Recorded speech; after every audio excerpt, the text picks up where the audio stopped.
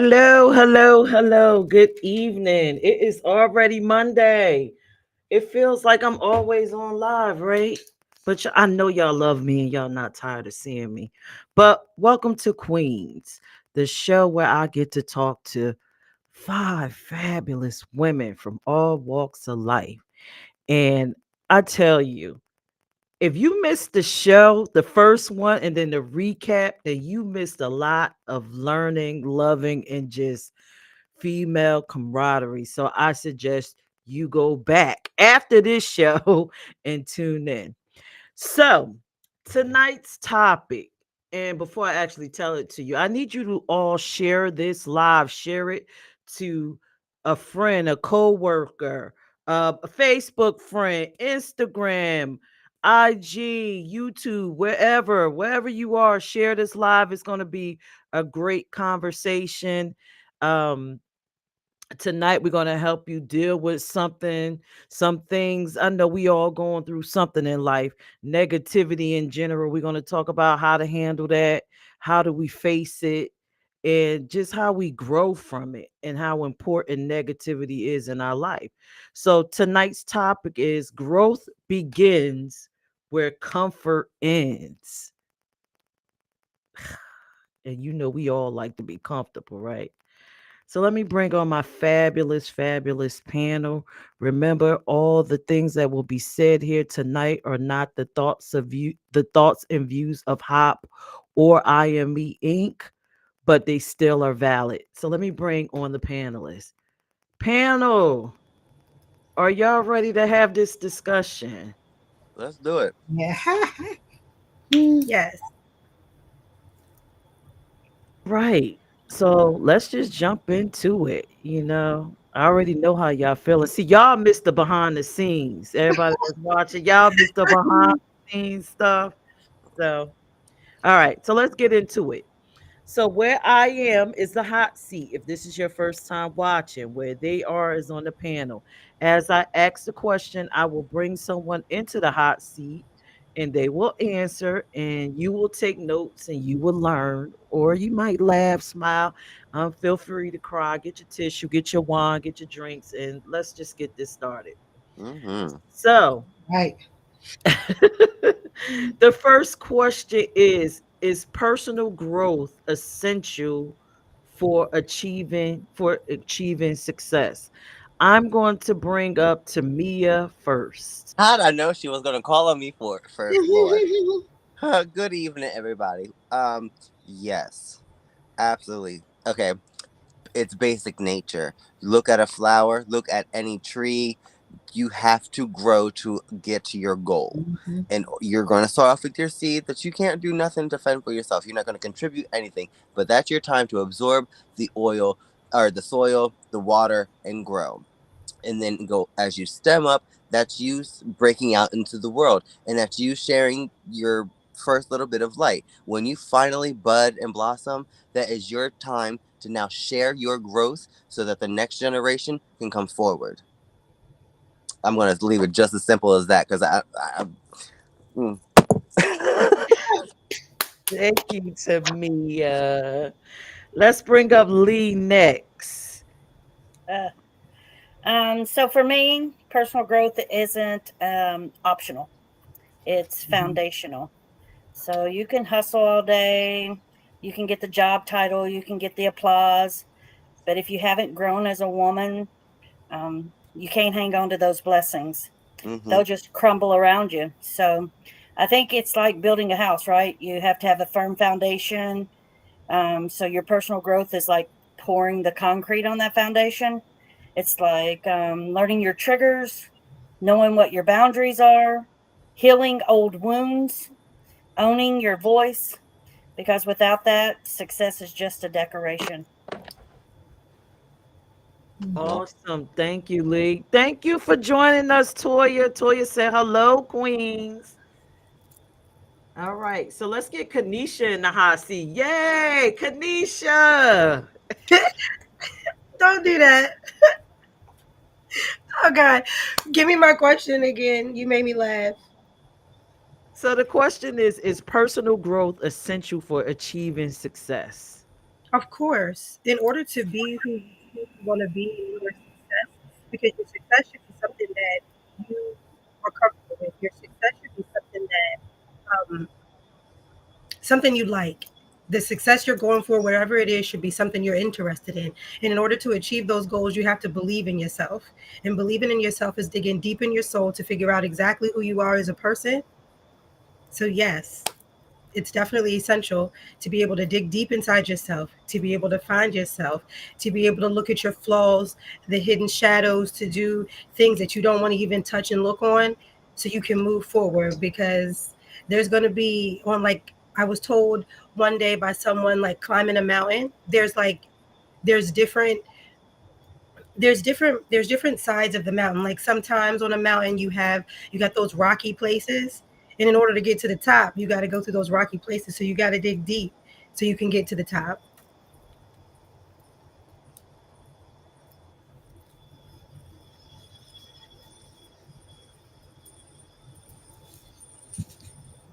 Thank you, You good? Kanisha. Wow. Yep, I'm good. That was deep. That was deep. All right. So Queen Michelle, come on up into the hot seat. Well, hey, how is everyone today? You know, I'm not done yet, so I can't say that I have reached success, but I know that I can't keep climbing and growing and wherever I'm gonna end up if I don't have personal growth. I don't know everything. Today, I'm gonna learn something from each one of these queens, and it's gonna help me grow, and I'm just going to keep going. Because like I said, the final version of me has not been written yet, and in order to reach that, I got to keep growing and glowing. That is beautiful what you said. Let me tell you. That was powerful, and that was only one question. Oh my God. So I can't wait to hear what y'all about to say with the rest of these questions. I get so excited, because I do learn as I watch the show. So this question is a long one. Up, here come Ariel. Oh, come on, girl. Hey, Yay! Ariel. Hey, All Ariel. right. So I'm gonna go ahead on Hi, and throw sorry. you in the hot seat. Okay, fair. So the question is personal growth essential for achieving success? Um, yes, I think absolutely. I don't know how, you start off. I mean, really, because you can grow in anything, right? Like everything should be a learning opportunity. So, anytime that you're either enhancing your skills, like meeting new people, expanding your network, that's personal growth, right? Um, and, getting better at that, learning how to make real connections with people, all of that, I would say also is personal growth. And then also finding in yourself what you enjoy doing and what you're skilled at, um, is like amazing. And when you know that, then you can lean into your strengths, recognize your weaknesses, and find people who can support you in filling them. So definitely. Thank you, May I? Ariel. Can I add on to that? Yes, feel free Because to add since on. you asked the question, I've literally been sitting here thinking. Also, what would personal growth look like? How do you recognize personal growth in anybody?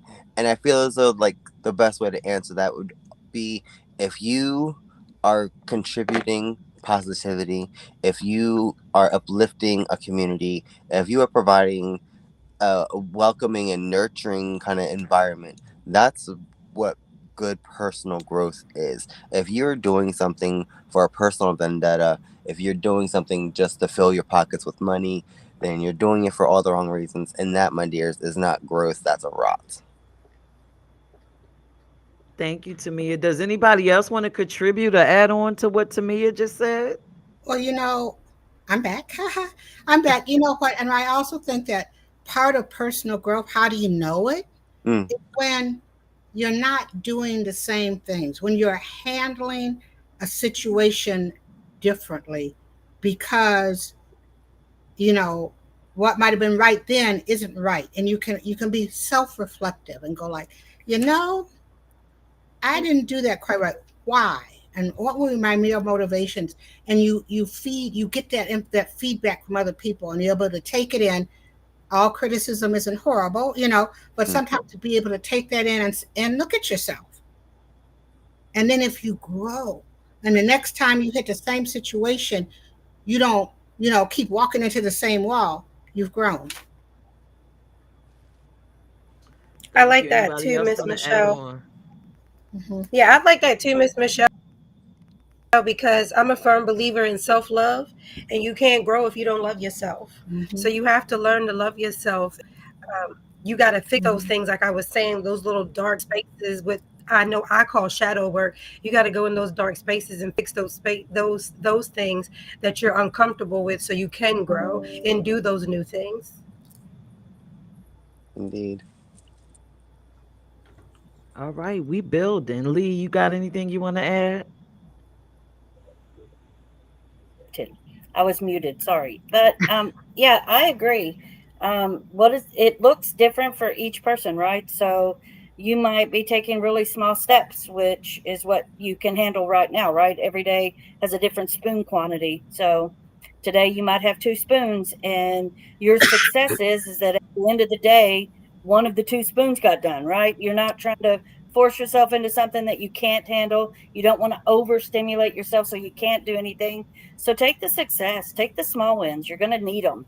The small wins equal the big wins. Absolutely. Amazing, amazing, amazing advice. Amazing. Thank you, ladies. So the next question, and y'all gonna have to listen to this one because it is long. Okay, I don't know what I was thinking. You're So feeling inspired.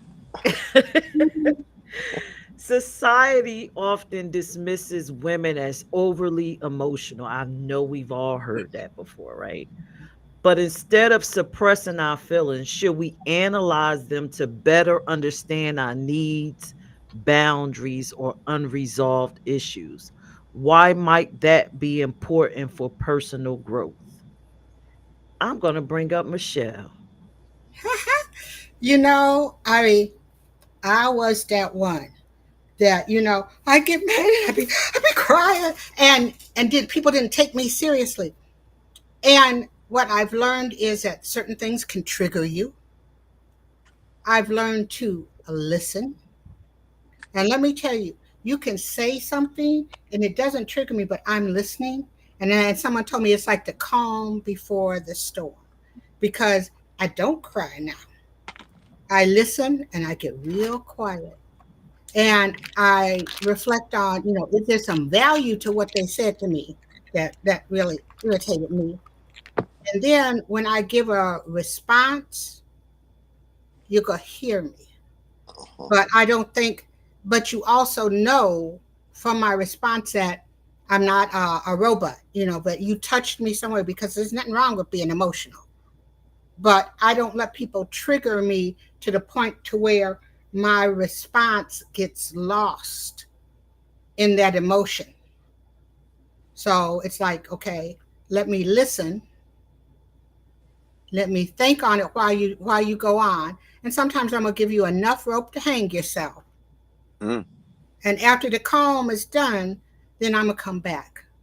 And I'm gonna come back with the full force of Michelle, where you will see not just emotion, but the power of what I was thinking, what I was hearing, and my response. Mm, yep. Yep. Thank you, Michelle. All right, Tamia. Well, to start with the beginning of the question, it's mostly men who say that women are most over emotional. Mhm. When, quite frankly, if you're not bringing emotion into any situation, then you don't have a heart and you're not human. There's no reason for you to be around. Um, I feel as though we definitely need to analyze our emotions, because our emotions are I guess a secret sign from something telling you what you can't physically or mentally see right there. Um, And I guess it's kind of like a superpower, if you will. It's what tells you what's wrong when at that time.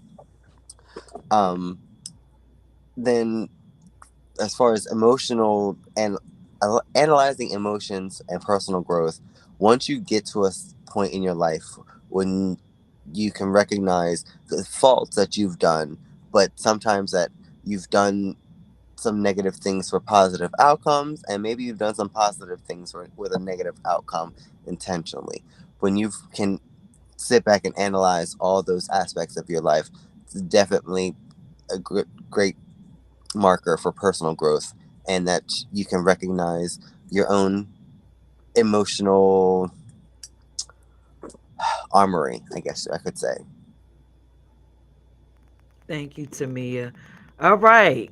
I think I want to call Kanisha up to the hot seat. I, I had to take myself off mute. But I feel, first of all, society judges, for some reason, women as emotional. I Mm. often feel that men are very emotional too. They just don't show it in the way that we show it. No, they don't know it. Yeah, and like I feel like instead of crying and things like that, so I feel like society is wrong in that aspect because men lash out in different ways. Like their emotions are different. They may not cry because society has taught them not to cry. They can't show emotion. So they lash out in other ways like sometimes they fight, or sometimes like even with my kids, they play basketball. It's just different. But I feel like it's not just women, it's men too. So when it comes to the question was, but instead of suppressing our feelings, should we analyze them to better understand our needs and boundaries? Yes, I feel like we should never suppress. I feel like we should never suppress them. I feel like we should always analyze ourselves and learning to step back. It's called accountability, because sometimes we can overanalyze something. So overanalyzing something can cause your emotions to be haywire. So I feel like sometimes, yes, we should sit back, we should step back a little bit and be like, hey, let me assess the situation. And that's a part of personal growth because sometimes we can get angry real fast, just like everybody else.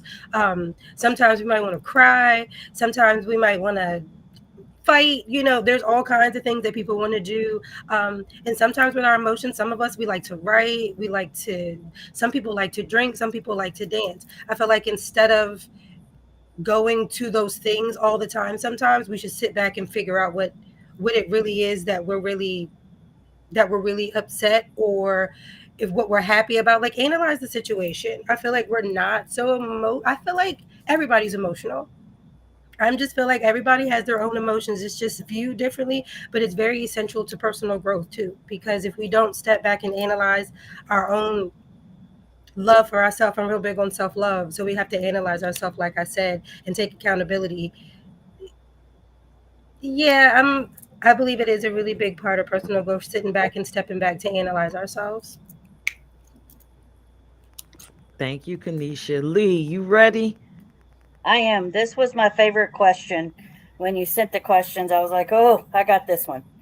So I just, all women, all girls, all folks, whatever you want as your pronouns, non pronouns, emotions are not weakness, Mm. they're wisdom. Mhm. And anger tells me that my boundaries have been crossed. Sadness reminds me that I have value. Anxiety is my body telling me that there is something wrong. Mhm. Something feels unsafe, and I probably need help. Mhm. So when we suppress those feelings, we lose the guidance that our body is giving us. So I use it to think that strength may not be me staying quiet. I'm not supposed to hold it all in. I'm supposed to explain how I'm feeling. I'm supposed to tell people so that they know what mindset I'm in, because if not, then we're all screwed because I might not have any spoons today and somebody needs to know it. But the truth is that the moment that we learn to sit with our emotions and stop suppressing them, like Kanisha said, that's when we start beginning to make choices that honor ourselves. Because honoring ourselves, that's the growth, right? So That's it. That's this. When I read this one, I was like, I'm so sick of people telling me that I am over emotional. I am just the right amount of emotional. You're not emotional enough for me, so you should start stepping. Thank you, Lee. Ariel, are you ready? I love that, and I agree with you. I think, you know, our emotions serve a purpose. That's why we feel them. Um, and I am never an advocate for shrinking ourselves to make other people more comfortable. Like we're not like suppressing any part of ourselves. I'm a be bold, be big, take up space.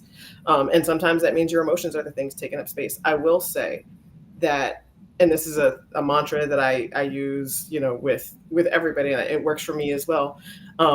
And just a confession, I am also neurospicy, so the emotional regulation piece isn't always super easy for me. Sometimes I gotta check in: is this the right amount of emotion here before I crash out? Like, but hey, I am a firm believer that sometimes crash outs are necessary.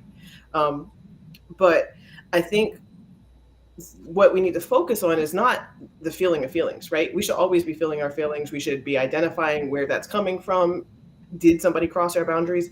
But we need to always be aware of and responsible for our behavior, because feel whatever feelings, like, you know, you can't always control how you're going to emotionally react to something, but you can control like the words you say and how you like respond to people.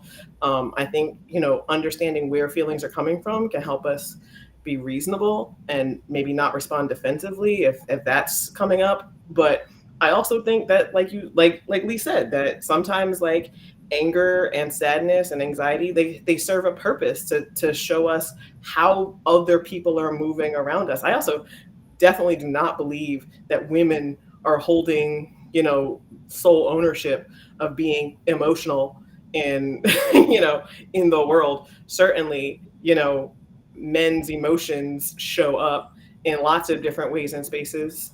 I don't know that it's acknowledged societally that that is an emotional response, but certainly that is exactly what it is. Anybody's angry, screaming in your face, getting sad when they get played, you know, any of that, those are emotions. That's anger. And like, we can see that it's right there on your face. So Have they seen the gay community? Because that's a whole display of women's emotions and gay men, or and men themselves. Quite frankly, um, yeah. I mean, I totally understand all that. But trust me, when you see the world from both aspects, or excuse me, if you have the privilege to see the world from both aspects of being male and female in this world, I've truly been blessed to walk both sides. Men are certainly as emotional as women. The thing is society doesn't teach them how to handle them. With women, we have our mothers, we have our aunts, we have other women to tell us, because we've actually sought out that information and we've understood how to get that. And men, unfortunately, see the emotion, but they don't know how to harness it. So, just like the Hulk, all that built up anger, you start smashing things. So, I feel as though if we were able to teach men that it's okay to calm down, like Kanisha was saying, that it's okay for boys to cry. Yes, absolutely, it's okay. Ain't nobody gonna hurt you. It's just the it's the toxicity of white masculinity. Well, I think that, and this is a whole nother show that we could go into, because there is that thing that, oh, well, women are emotional, but then there is that, and I don't even want to say it's a myth, but it's almost like a stigma of the strong black woman. So Mm-hmm. where we are juggling, okay, all right, you have these emotions, and then, okay, but you're also supposed to be this strong black woman. You're supposed to carry this huge weight. So there's a way that part of personal growth is to find a way to not lose your emotions, not let someone put both of those on you to where you're trying to, oh, am I going to be strong? Am I going to be emotional? But to accept and that growth of your full self. That, and then how do you then come back into the arena? Because life is an arena. How do you come back in that arena, not only for yourself, but for your children, for your community, by juggling these two. The emotion is a strength. Part of being a strong black woman is because you have to have all these emotions, keep them in check, keep getting that paycheck, keep raising those kids, keep fighting those boundaries. So how do you part of personal growth is finding that balance between the two to sort of say, yeah, I am that strong black woman, but you know what you said was wrong, and this was why, or what Lee was saying today, I'm strong as hell, but I need someone to lean on. So you have to find that balance and recognize that society, you know, patriarchy, society is putting both of those on our shoulders and not recognizing that we're big enough to carry the whole load. To Thank piggyback off you. what Miss Michelle said with the black woman, I cannot forget growing up. I know I'm younger than you, Miss Michelle, but I can't be, I shouldn't say can't, but I'm not supposed to be the stigma of the angry black woman. Mm-hmm. So, like to make sure that I'm not carrying that I got to be aggressive all the time. And I've learned that with emotion sometimes and not being that angry black woman, I'm still given that look because I'm assertive. Mm-hmm. I'm passionate with my words and how I feel, but I'm not rude. It's just the way, because I'm real and raw. It seems like they want to call me that angry black woman so bad, but my emotions Who's don't come calling out that like that. though? So it comes out as passionate and assertive because I mean what I'm saying, but I'm not rude. So emotions and the way people perceive us as black women is definitely real, Miss Michelle. Mm-hmm.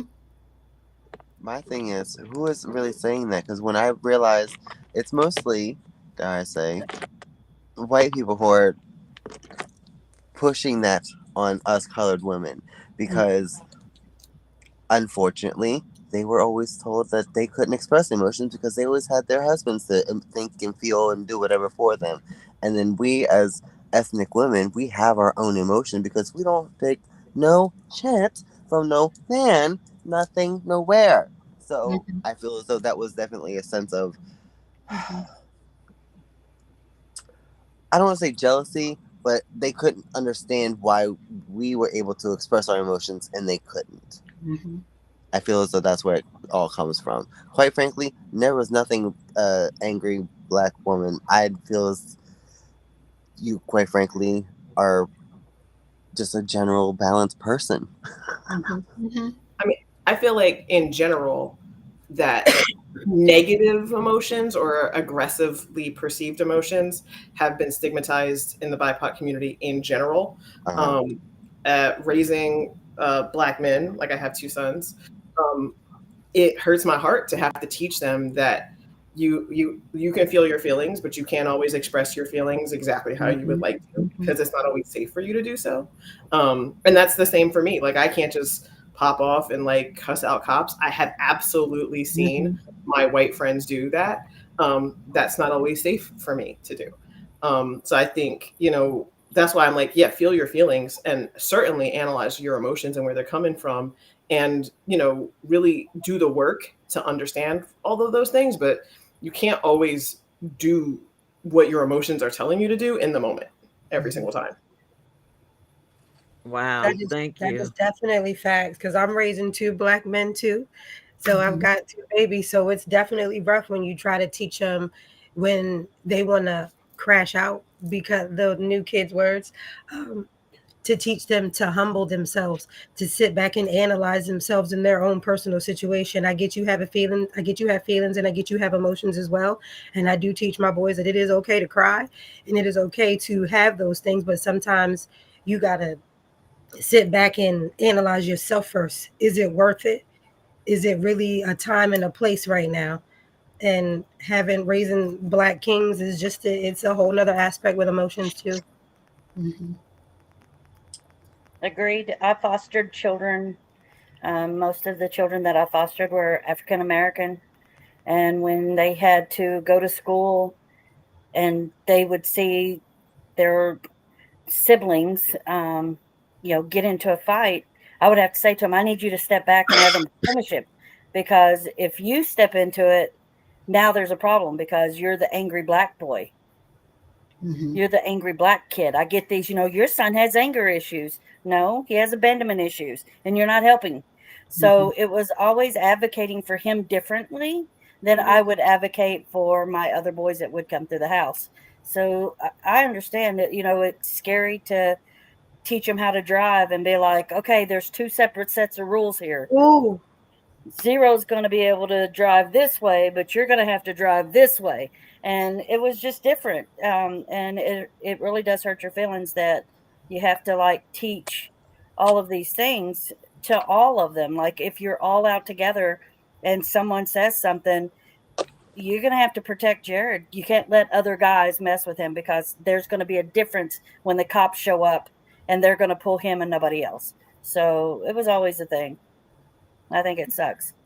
Yeah, and I think that too, and Lee, and I'm glad that you're part of this discussion, is because like we did sort of start talk about angry black women, okay, but in the LGBTQ community, particularly a mask presenting a lesbian, I mean, you got this whole other layer of Mm. societal definitions, like, oh, well, you're supposed to be this, you're supposed to be that, to where you really have to be clear on who you are, because it's sort of Absolutely. like, it is hard to be a queen because each layer that we come into, someone is putting another, like trying to tear down our queendom. And so, that I see that too, working in the community, that, okay, well, who's feminine enough, who's emotional enough, who can be emotional, who's the angry black woman. Sometimes, Kenesha, you walk in just because of your hair, they'll assume, oh, she's an angry black woman. They don't know Mm. you. They They, don't. they don't know you. So, I mean, it's like personal growth means that you're aware of all of these things, because we can't have blinders on. We have to know what's coming at us. And there's always something coming at us from a society that doesn't know anything about our queendom. Mm-hmm. Thank you, ladies. Oh my God, that question was the question, huh? So I guess I should answer it. And I know a lot of the ladies on the panel probably are going to agree with me. I was raised to be emotionally responsible. That's the first thing. It's like Black Girl 101. Listen, you can feel how you want to feel, but you have to stop in a moment, think about why you feel that way, Mhm. assess it, and then respond correctly. Now, if you're upset, you want to get home and hit something and scream, you make it home and do that.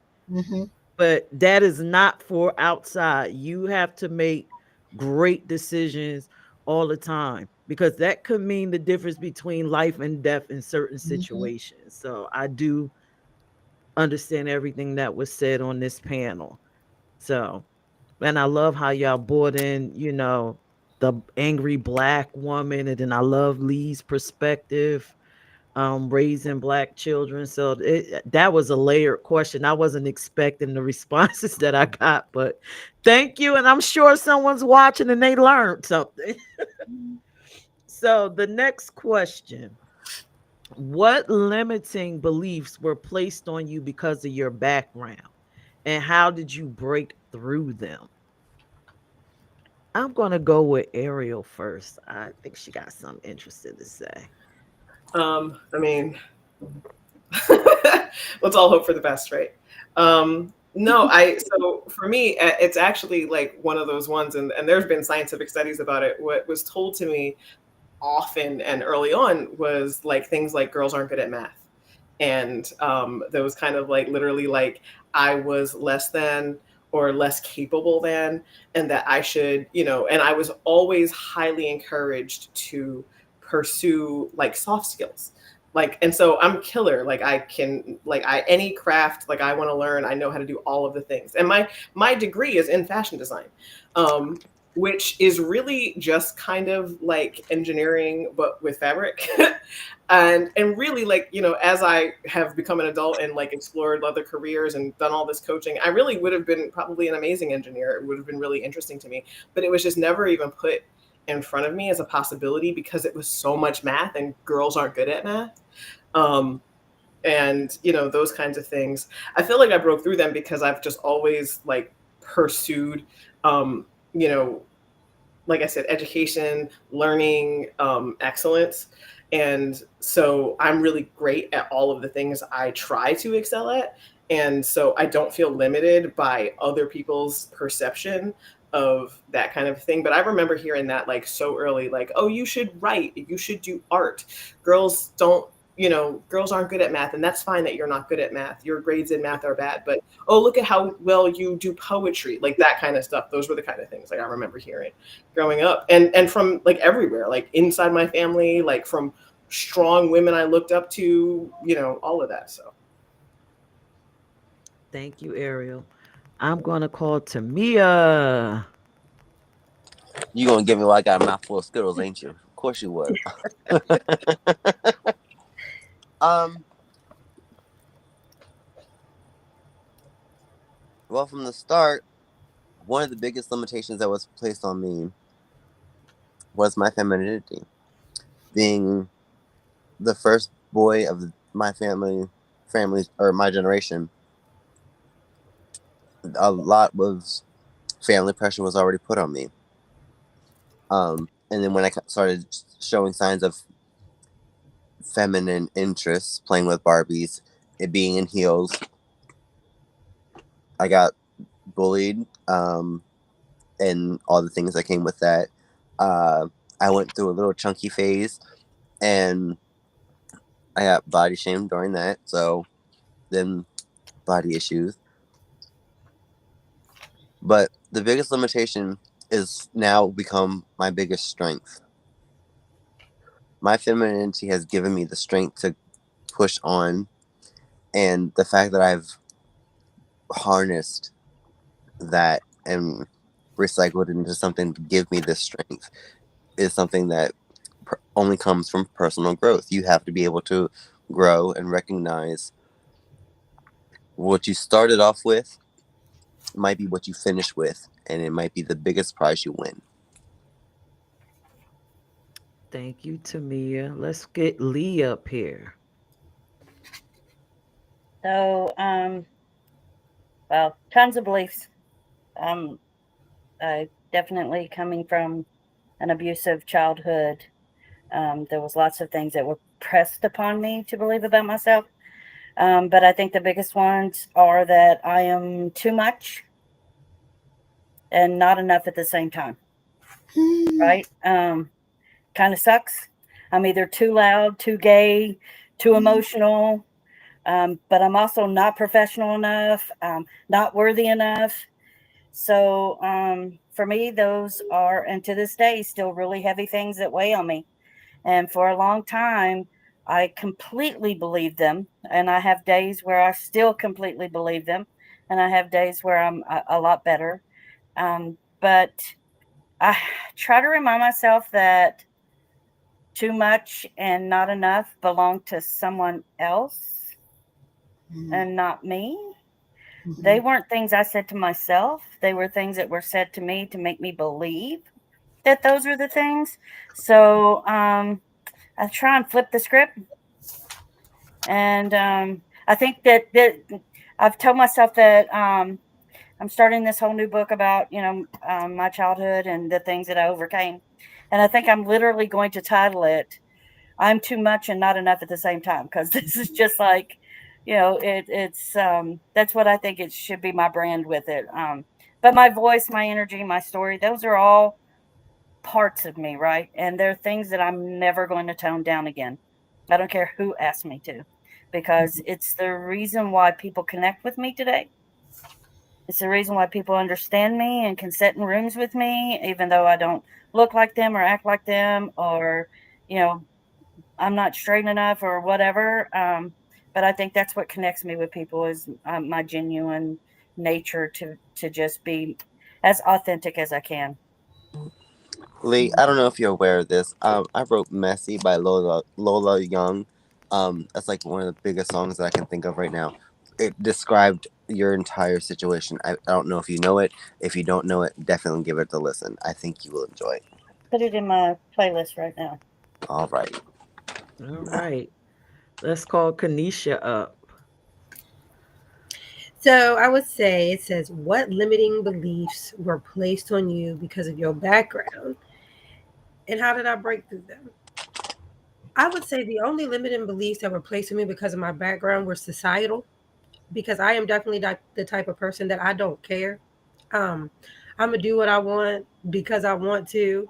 But I love breaking stigmas.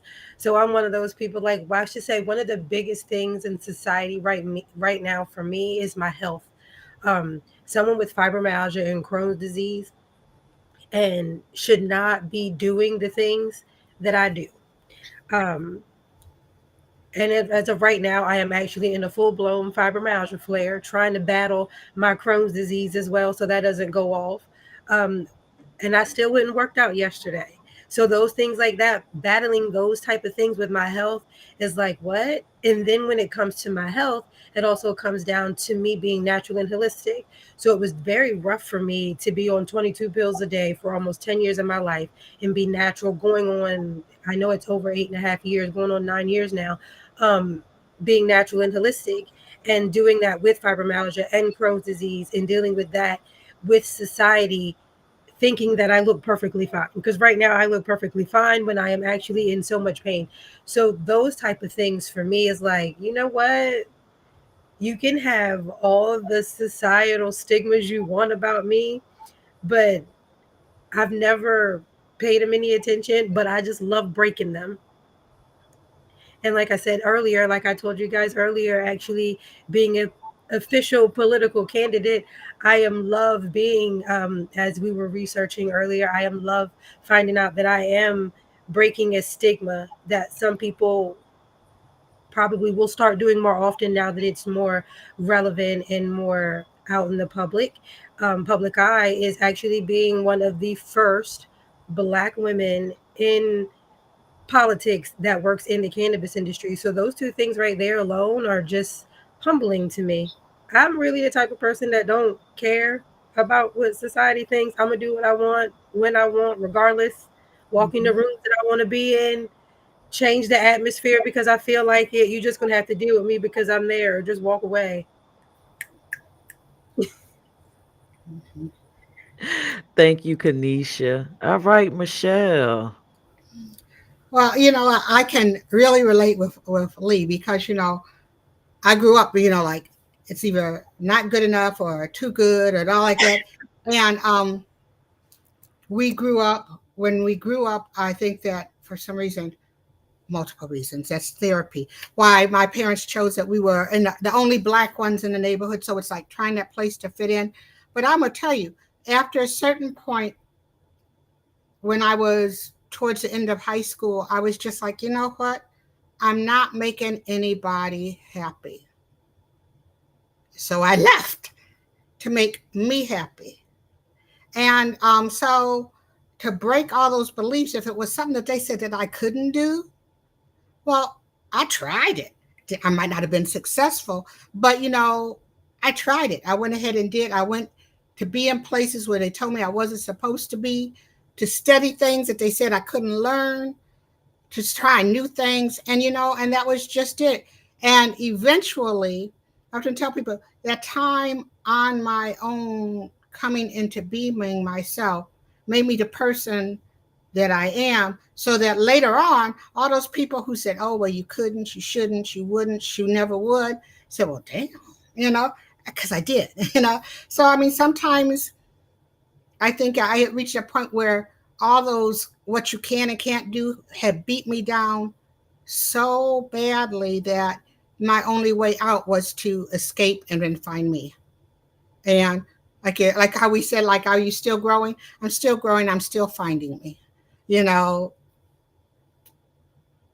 yeah. Thank you, Michelle. Mhm. Wow, did I get everybody? Yeah, I think I got everybody. So for me, I think I have to agree with Kanisha. It's the environment that I grew up in.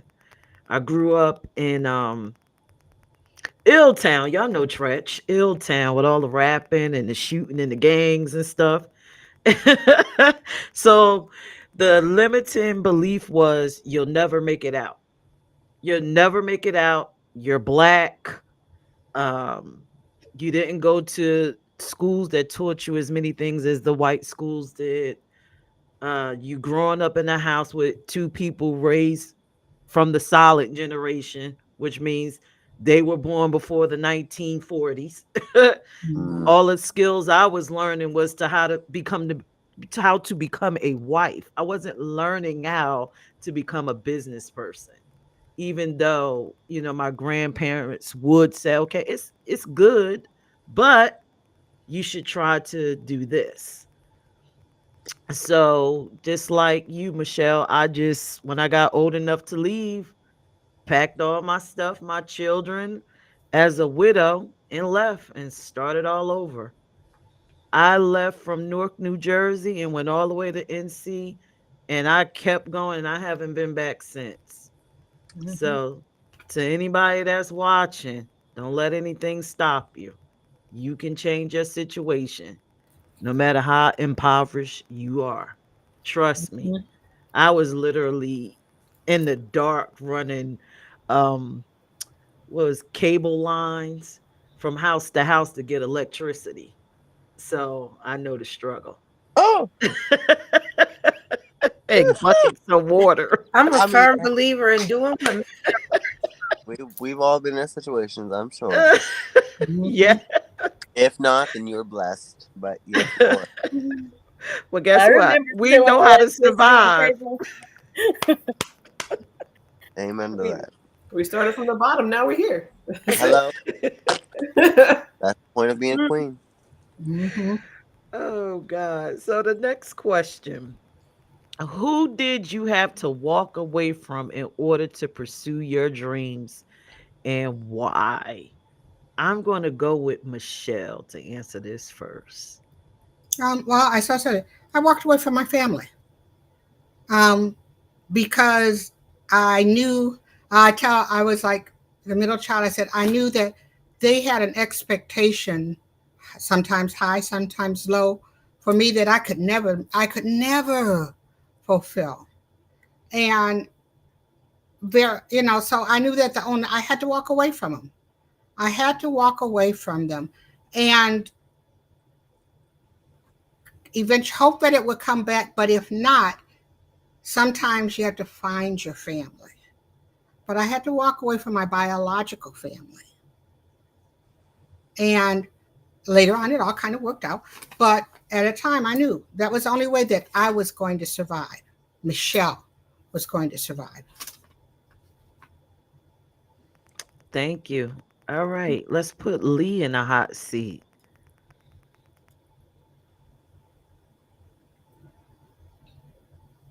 We can't hear you.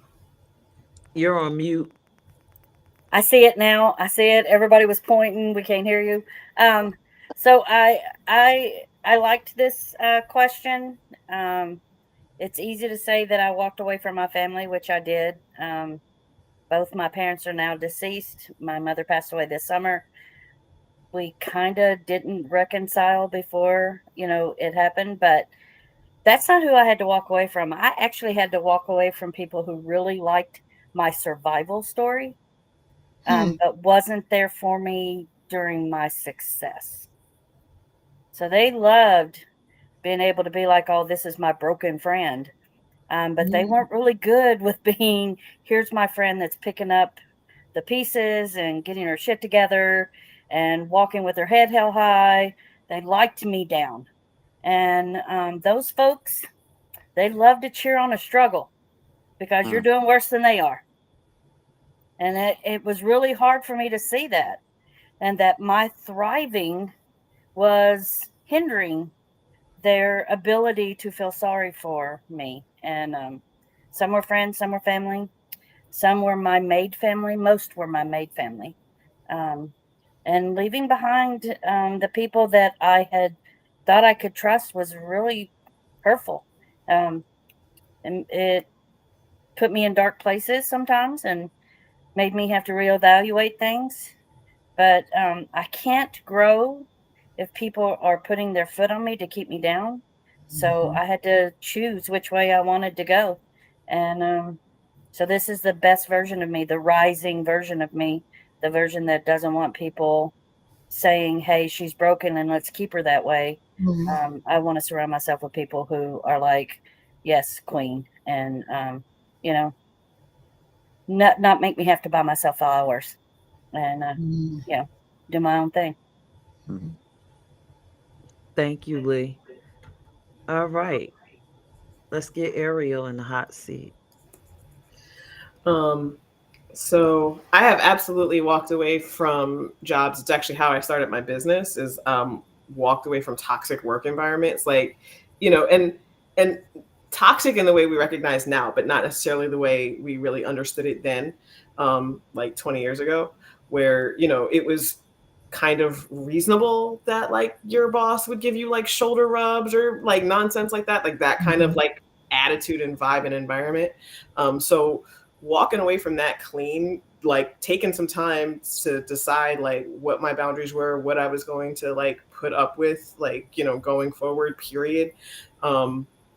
What was worth compromising, some of my own hard lines for, and what was not, was really important. And then also I walk away from people and um, friends who know me know that this is very, very true, from anybody who doesn't like match the energy I'm giving, right? Like I'm a show up type friend. Like I'm gonna like come pick you up. I'm gonna help move you from place to place. I'm gonna take you out to lunch. I'm a show up person. I'm gonna check in with you.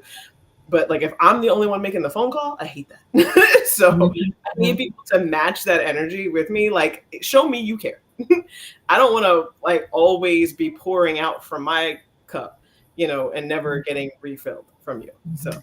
um that's who I walk away from all the time. Like I am really firm. You get a couple of tries. I give one warning now. I used to not even give a warning. It would just be like, oh my God, I haven't talked to you in years. I know. Going through I know that happened. Um, but I'm so glad to see that you're living your best life. You know, but yeah, I just need people to like, to show up where you're at, and I think that that is a reasonable thing to expect from people in your life. Thank you, Ariel. Kanisha. Hey, so I would say I didn't walk away from people per se. I've actually stepped back and realized I've walked away from situations. I've walked away from, like Ariel was saying, I've walked away from situations that have caused the energy and the frequency around me to make me feel uncomfortable. And if I'm not comfortable and realizing I'm not comfortable in that situation, I realize I need to go. And it's helped me grow within my dreams and my goals for life because I'm not stressed out about something that doesn't pertain to me. I'm not stressed out about something that has no value in my life, that isn't helping me grow and evolve. I'm a person of energy and frequency, and if you're not giving that off, I'm not feeling it. And I would say one of the things that has really helped me was like a job. I've walked away from jobs that's let me know, you know what? I need to do my own thing because I really don't need this. Because every single time, as we've discussed, that I have health issues, I get sick.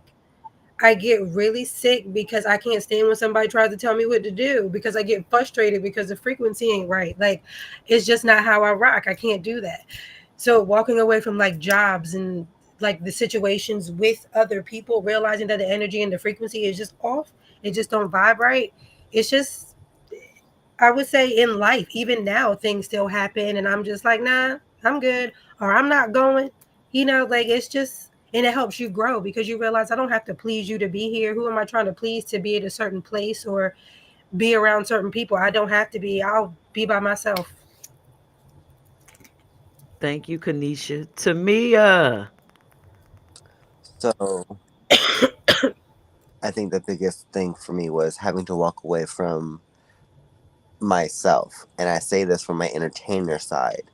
Um, when I first started entertaining, I had this big ego. It was I I shot up pretty fast. I looked good. I was able to entertain and hold an audience at such a young age, and there was already like a lot of pressure because coming out the gate at a certain bar, you have to maintain that bar at all times. The moment you fail, people start talking because that's what people love to do. Um, so once I started getting better and better for myself, I wasn't getting better for myself for the right reasons. I was just getting better to have positive praise and to be well liked from the people around me. When I realized that the people around me weren't really there for me, they were just there for the temporary success or whatever light that they could grasp from me shining, and it was my ego that got in the way of not recognizing that they were not there for me. They were not boosting me in a positive way. They were not helping me grow. They were just a fungus, a virus just sucking what they could. So once I recognized that, I put blame in others, but I still realized that it was happening in just different people. So after realizing and analyzing a situation that it wasn't the people around me, it was me. It was me and my big headedness that ultimately showed me you need to walk away, you need to humble yourself in order to grow. And I'm it's very hard and lonely doing this by yourself, but that's the only way you will truly learn personal growth. Thank you, Tamia. Oh man. So I guess it's my turn to answer the question, right? Hmm. I love this question and I find it funny. My grandmother always used to tell me, you need to be careful because you are going to outrun your life. And I am the master of walking away from anything that doesn't serve me. I have walked away from my family. I have walked away from myself when I had limiting beliefs, self doubt. I walk away from myself. I have walked away from two husbands, jobs, anything that, if I feel like I'm not growing, it's not getting anywhere, it's not beneficial, I'm walking. And I'm willing to walk away from anything in my current life that doesn't serve me. The only thing I'm not willing to walk away from is my children. I brought them here, so I can't walk from them. But everything else, deuces. So the next question. Uh-oh. Now this one, I think it's kind of funny because I hear it all the time in the public. It drives me crazy. It probably drives some of y'all crazy too when you hear it. So the idea of no negativity, only positivity is popular. But is it realistic or even healthy? Could embracing discomfort in so-called negative situations be an important part of growth and healing? I'm going to put Tamia on because Tamia is giving like, what? Look, I okay. So the biggest thing I hate is, oh, you need to be positive. No, you want me to be make you comfortable. That's where the difference comes into play. It has nothing to do with negativity or positivity. It has everything to do with your mother effing comfort. That, quite frankly, if you can't stomach this, if you don't got the heart for this, you don't need to be a conversate with me about this. You don't have anything to do with this situation. Step aside. But anyway, back to basics in the sense. Simple balance in life, yin and yang. There's always going to be a little bit of good in a bad situation and a little bit of bad in a good situation. So, therefore, you cannot realistically have an all positivity mindset. It's stupid and it's idiotic. I'm great for you. The only thing positive really about me is I'm HIV positive. But aside from that, I can't tell you much. I come across very negative, but it's not negativity, it's realism.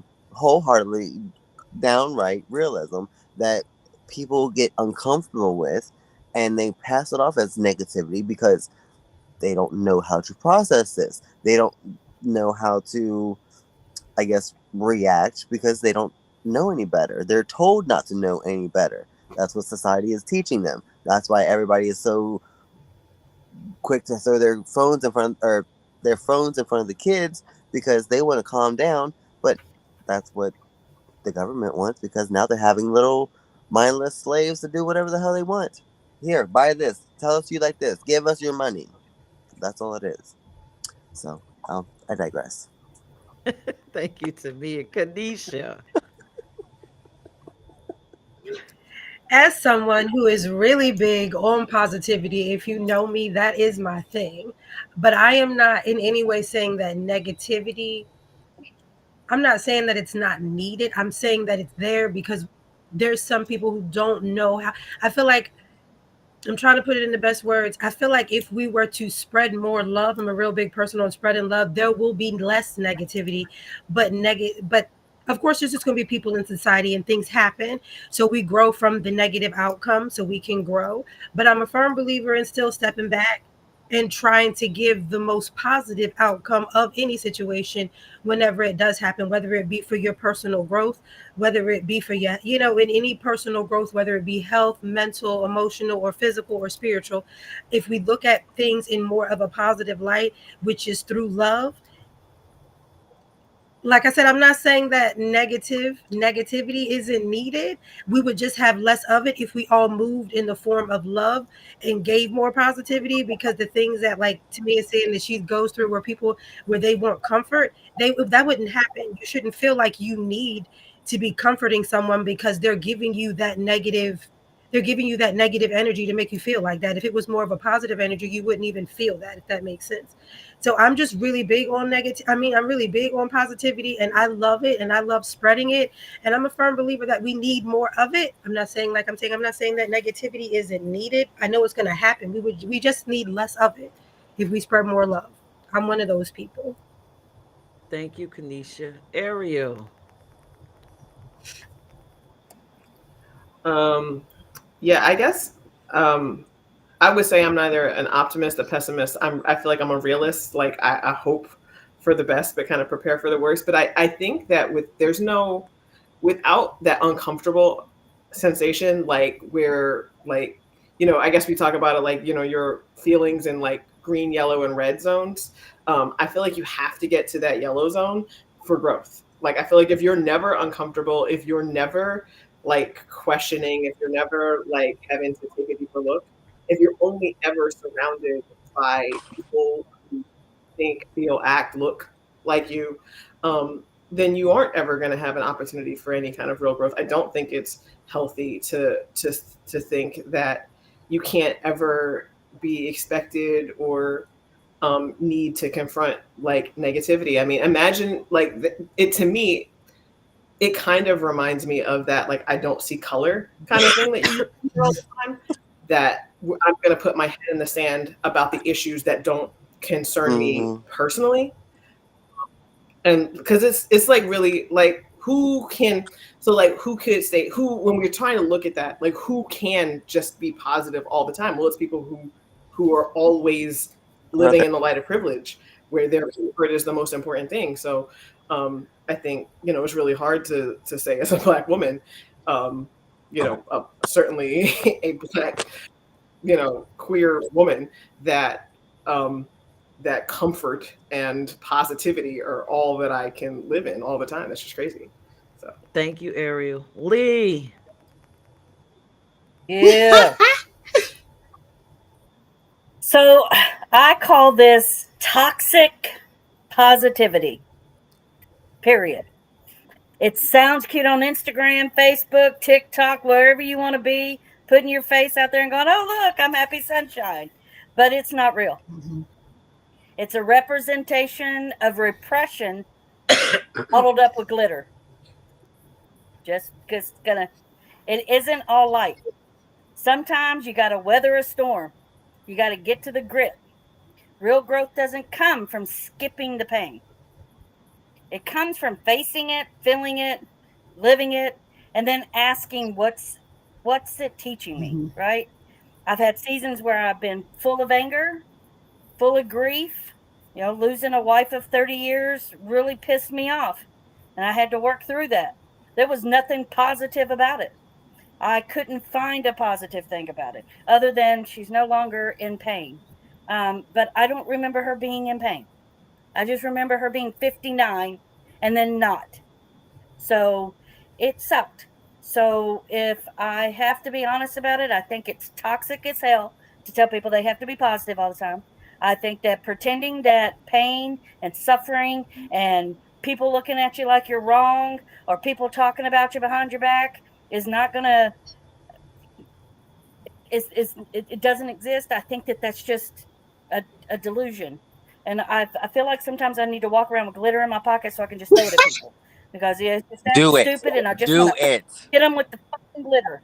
So this is I love it. I got you. I I have glitter right now. I would be stuck if I only thought about the positive things because I've had so much negative that made me grow to be a positive person. So here's my thing. You can't skip the storm and expect a rainbow. You just can't do it. So take the toxic positivity, shove it up somebody's glitter box. Michelle, thank you, Lee. I love that, Lee. I love that. I think I'm sort of like in the real thing. Um, I don't think you can look at everything and be positive. Okay. I mean, but you can be real about it. Okay. And you can look at it and sort of like, if you look at our current situation in this country, well, okay, we didn't drop a bomb on us and they didn't so I mean, there are good positive things that you can talk about, but there are other things that you have to address that are negative. And how you address that negativity matters because words matter, and you can move it towards the center. But you have to be real. Yeah, the sun is going to come out tomorrow, but it isn't going to rain glitter on me. And some tomorrows are going to be tough, and some tomorrows are going to be good. But how I keep moving forward, that's what matters. So all this like little positivity. Sometimes I'm not looking for little Susie Sunshine to come and always be positive. That's not me. I want you to be respectful and nice. Let's try to do the best. But I don't believe that. I agree with you. It's toxic positivity. Let's have some realness. And if we're real, we can see what really is positive and work through some of the negative. Thank you, Michelle. Oh, and give me some of that Wow. glitter, Lee. Give me some of that glitter. Pass it around, girl.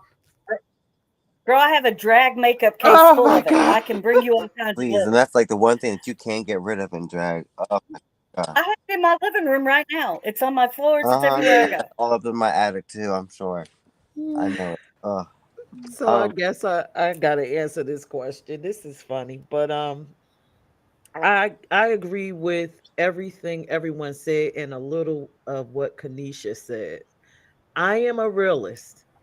I do not believe I find it very delusional to believe that you could develop coping skills without negativity. How do you learn to cope in life if Mhm. everything is rainbows? But I also, in a negative situation, I look for the positive because it helps me Yes. to cope. Yes. So Yeah. I see it from Yes. both ways. Um, I'll give a situation like anytime someone dies is a sad moment, but then Mm-hmm. I take it and I take the opportunity to remember you for who you were.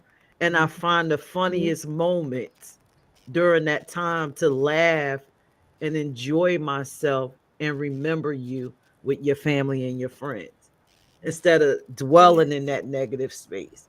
So I say deal with the negativity, don't dwell in it and jump into the positive. But don't just, Mm-hmm. be positive because that's Right. just freaking delusional to me. It's poor. You're not teaching people to be able to cope. I mean, it's no different than somebody being in physical pain. Like you break your wrist or you have like the scar. Like, it's okay, don't worry. Put a band aid on it. You're going to be okay. Like, I'm bleeding out. Like, how are you going to tell me that I'm going to be okay? But that's how most people realistically think that's how you can be. You're going to think it so well that your leg is going to heal like that. You will not need a doctor. You will not lose your leg, whatever. That's great. Fine, but don't push that on me. If I want to be in my negative Nancy state of mind, let me be in my negative Nancy state of mind because it's helping me cope and deal with what I need to deal with.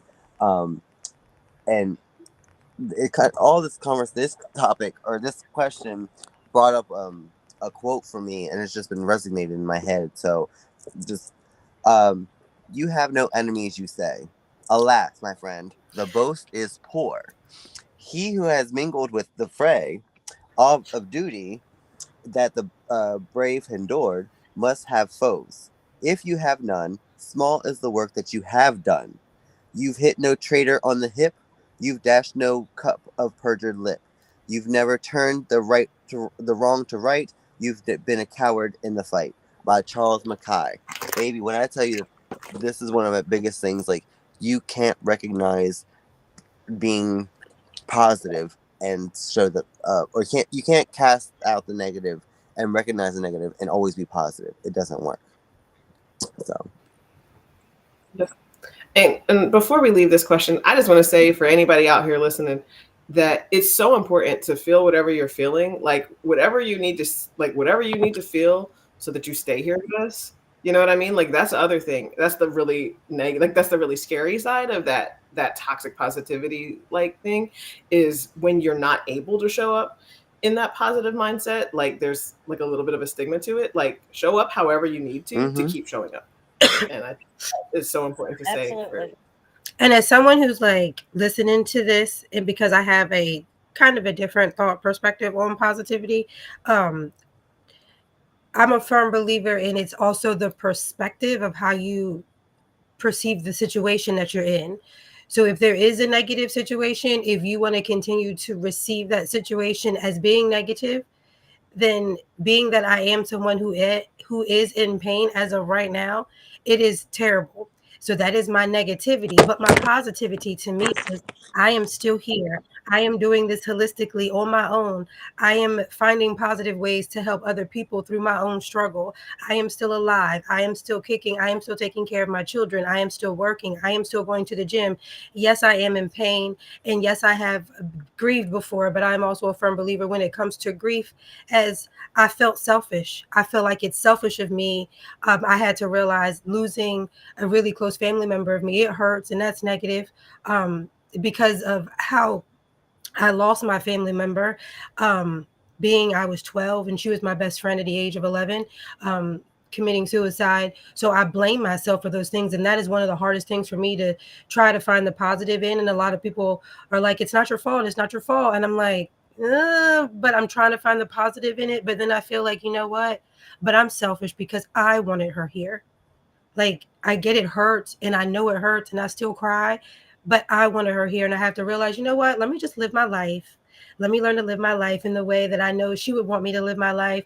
Let me do that for us. So for me, instead of harboring it, and I know that our nervous system works off our and the frequency of us. So trying to keep myself positive, it also boosts your serotonin levels. So being positive boosts your serotonin levels because it makes you happy. Being negative lowers your serotonin levels, and it boosts your serotonin levels and it lowers your immune system. So with me having fibromyalgia, and I do have two autoimmune diseases, which is fibromyalgia and Crohn's disease.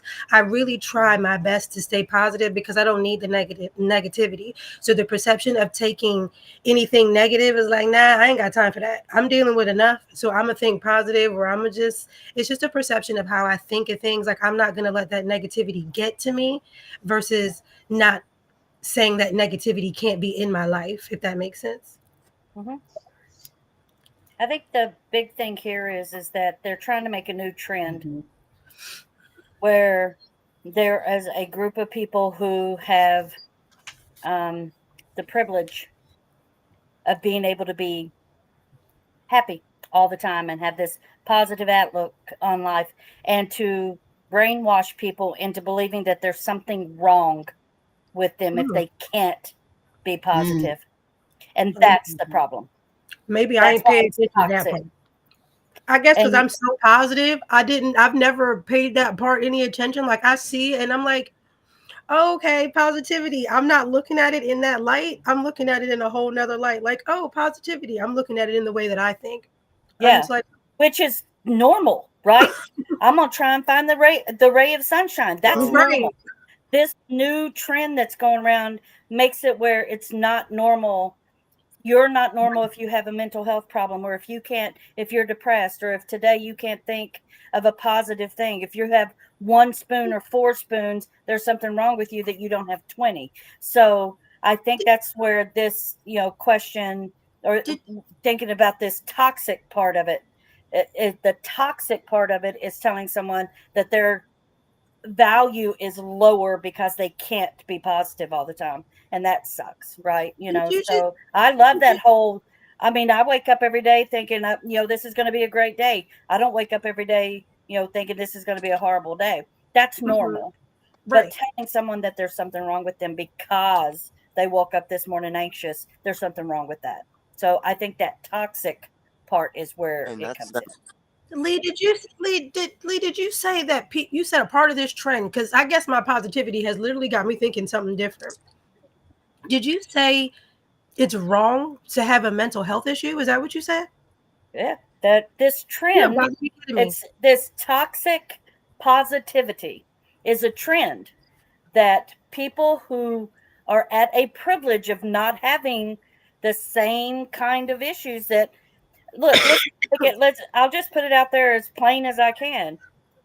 When you come from a place of privilege where you're not broke, poor, black, Hispanic, person of color, Hmm. LGBTQ, a woman, person with disability, if you are not one of those things, right, you have a privilege that the rest of us don't have.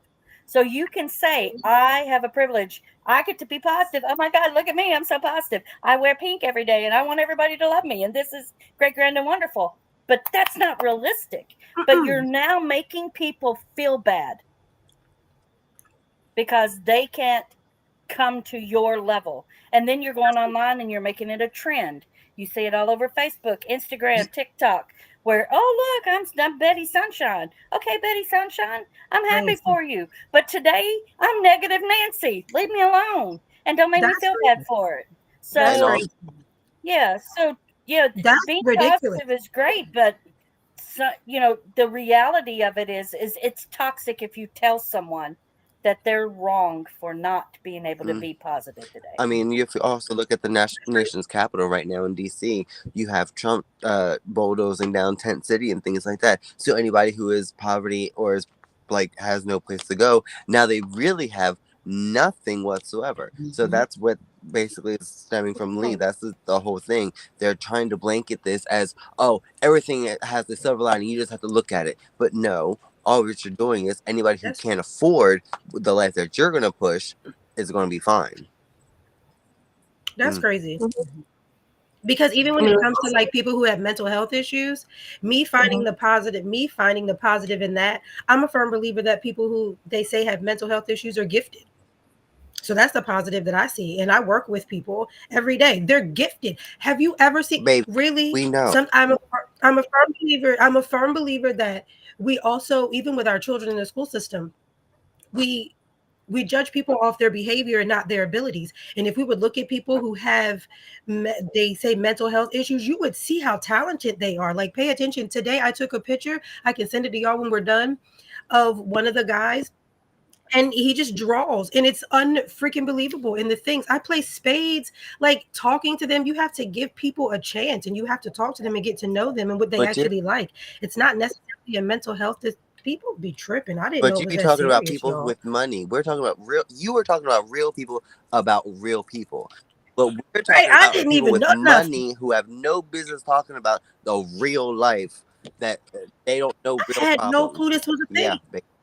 Had no clue this was a thing because I'm so positive with like everything. Like I'm positive, but I also know that life is real. You know what I mean? But I didn't know this. Y'all floored me. Yeah, it's like the same thing. Like, why do we have to focus on history? Why can't we just look at the Right. bright future and the present and all the things? Like, why do we have to focus on slavery and that women That's didn't all a get the part of right it. to vote or own houses till 20 years ago? You know, like all of that stuff. Like, Yeah. because we have the right to vote now, and it's like, Mm-mm. Also, What? Okay. also, Yeah. Trump now is he's got a new PBS station, so everything the programming that he is displaying on the new PBS is saying that slavery was okay, that they came over voluntarily. And Oh, it this is was. PBS of Oh, it today. was. Indentured servants. Tell them We to try came it as now and see what indentured happens. servants. That's what they're trying to say. Okay, try it now and see Kanisha, what happens. tomorrow, Kanisha's waking up like, Yeah, I'm going to she put a fight whole new toxic positive. positivity. I didn't even like. I didn't know. Like, I see it. Okay, I'm not saying I didn't see these things, and I'm not saying I don't recognize. I just didn't know it was as big as this question, and I didn't realize because when I answered the question, I'm sitting here thinking like, that's me all day, every day. Like, I'm all positive. Like, that's how I believe. I didn't realize it was that toxic. Where that's crazy. Wow. Well, just That's to crazy. add to it, the scariest part for me is when I hear young children say it and that their parents are teaching them this ideology. My mother. How do these children learn to cope? These are the children that may be the suicide percentage, going to raise the suicide percent rate. I'm telling you. Because Because how are they because gonna when cope? something happens, no negativity, only positivity is not going to work. Right, because you're telling them what they should do, not how to do it, How and you're to applying that handle all it. this pressure, and it's like, well, I can't match up to this. Then they, I, it frustrates. I mean, it's like how is anybody's skills of resilience, right? Like, how do you learn how to get back up again when you get knocked down if everything around you is like in cushions and like with guardrails? Like, and also, let's be really real. That is not everybody's experience. Certainly, everybody's experience is not cushions and guardrails. But like for the people it is, it's like, how are you going to learn to get back up again? So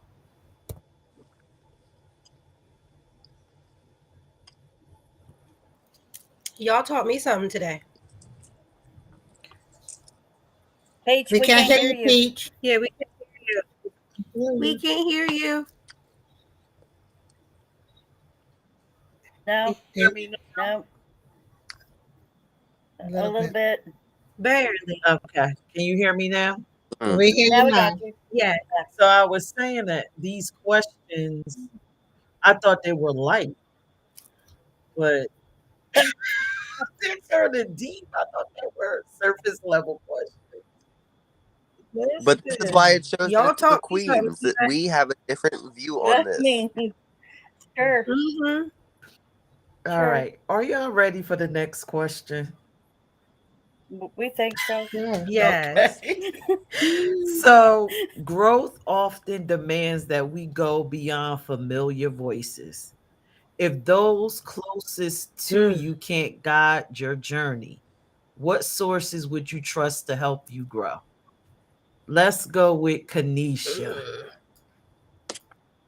Ooh, that's a rough one for me.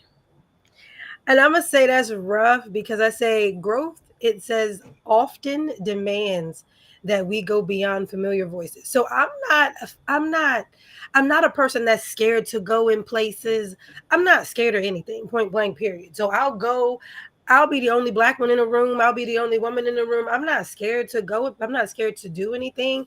For me, it's the trust aspect of it with the journey because I've always done things alone.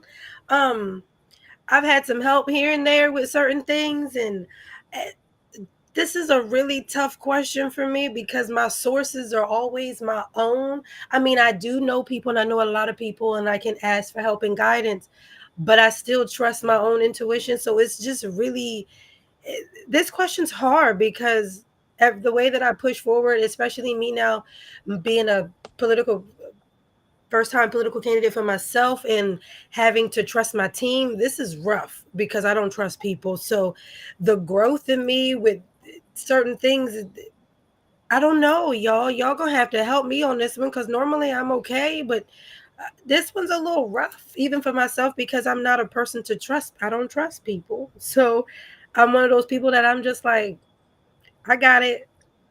I got it because I've always been betrayed.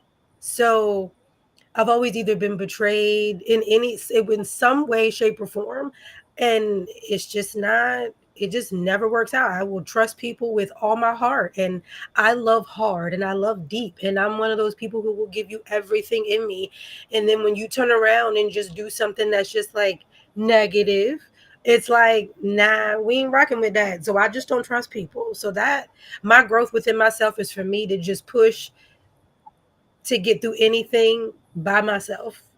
So it's hard for me to trust people. So that question is really hard. Oh my God, me and my questions, right? I'm gonna put Michelle in the hot seat. Well, I think that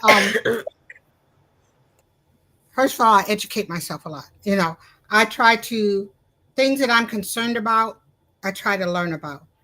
But then sometimes I know that in order to find out about them, I need to go in a space where I'm not comfortable.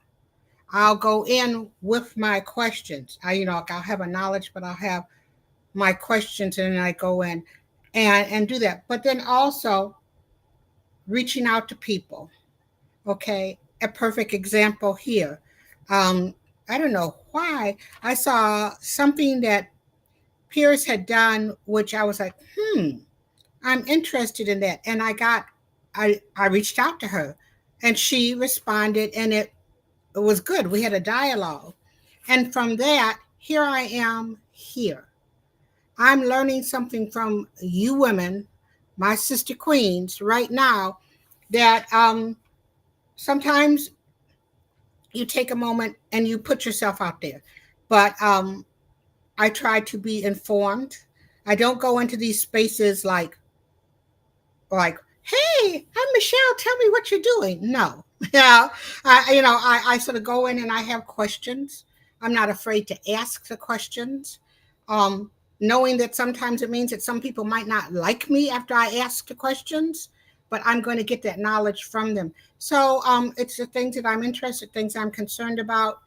um, I'm going to reach out to people.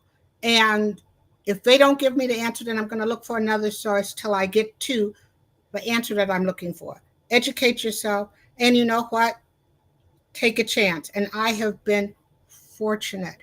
Like over since 2017, I've done a podcast and I have talked to some phenomenal people who didn't have to talk to me, but I learned from them. And some of them have gone on to become close confidants and friends. So, hey, sometimes you fill yourself up with as much knowledge and then reach out in ways that are safe. I'm not going crazy, but reach out in a way that are safe and then be open to the possibilities. And like I said, I will forever be grateful to Pierce for when I asked, she said yes. And we had this great dialogue, which has led me to this.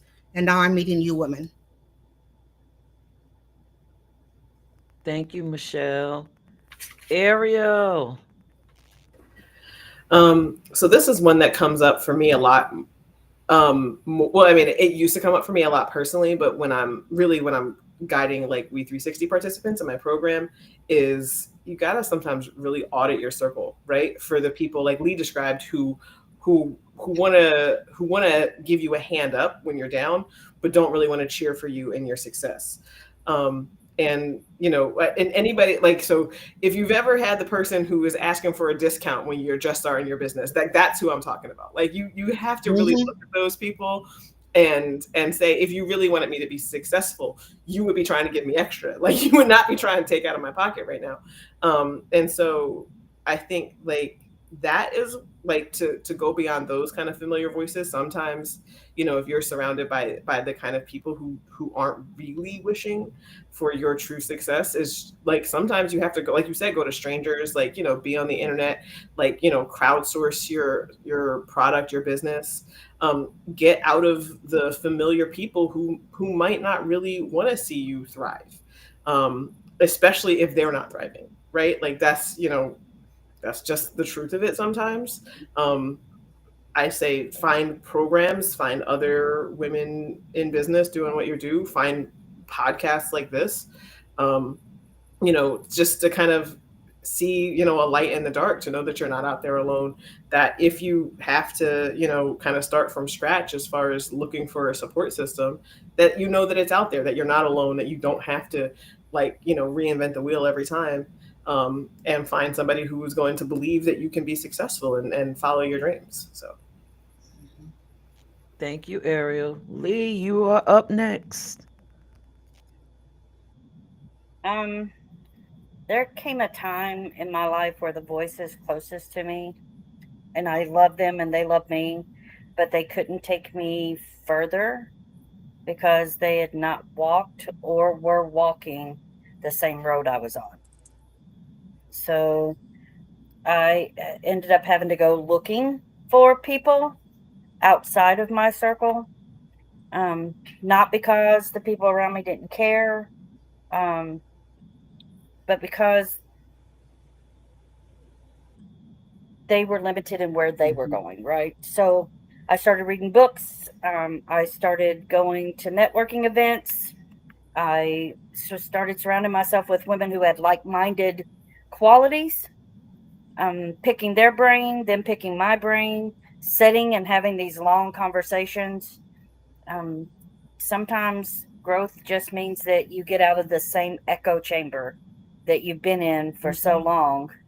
Um, and then reach out to people who might scare you, who might intimidate you just a little bit, um, so that you can, you know, garner a fresh perspective on things. Mhm. So that's kind of what I have to do. I met Peach also at a podcast, like, oh gosh, in Philly a while back. It was a great podcast. We talked about some different things that night, though.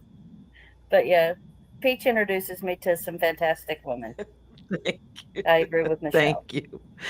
Tamia, Remind me what the question is.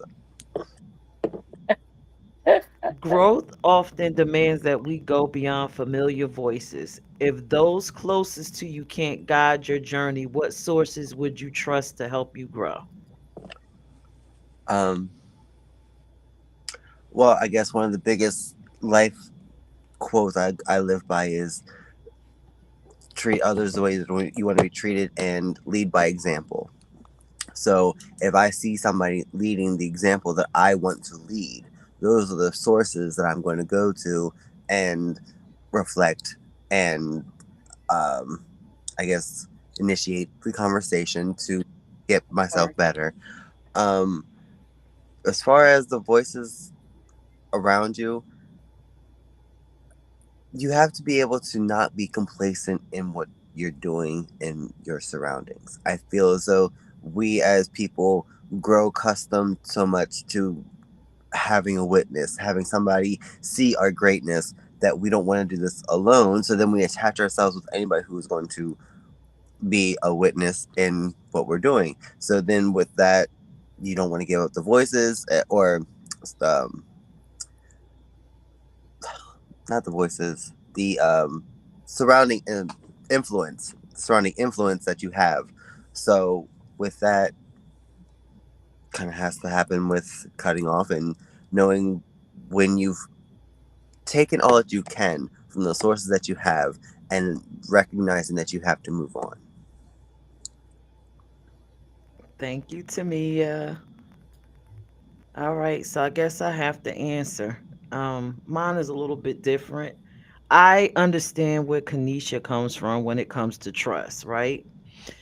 Because of the environment that I grew up in. But what I've learned is not to so much ask for some of the advice in difficult spaces.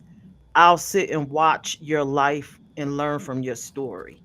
Everybody's life has a story, and I learn something each time. Like each time I watch a podcast, each time I'm in a group setting and I'm listening, I'm learning. I learn from your stories.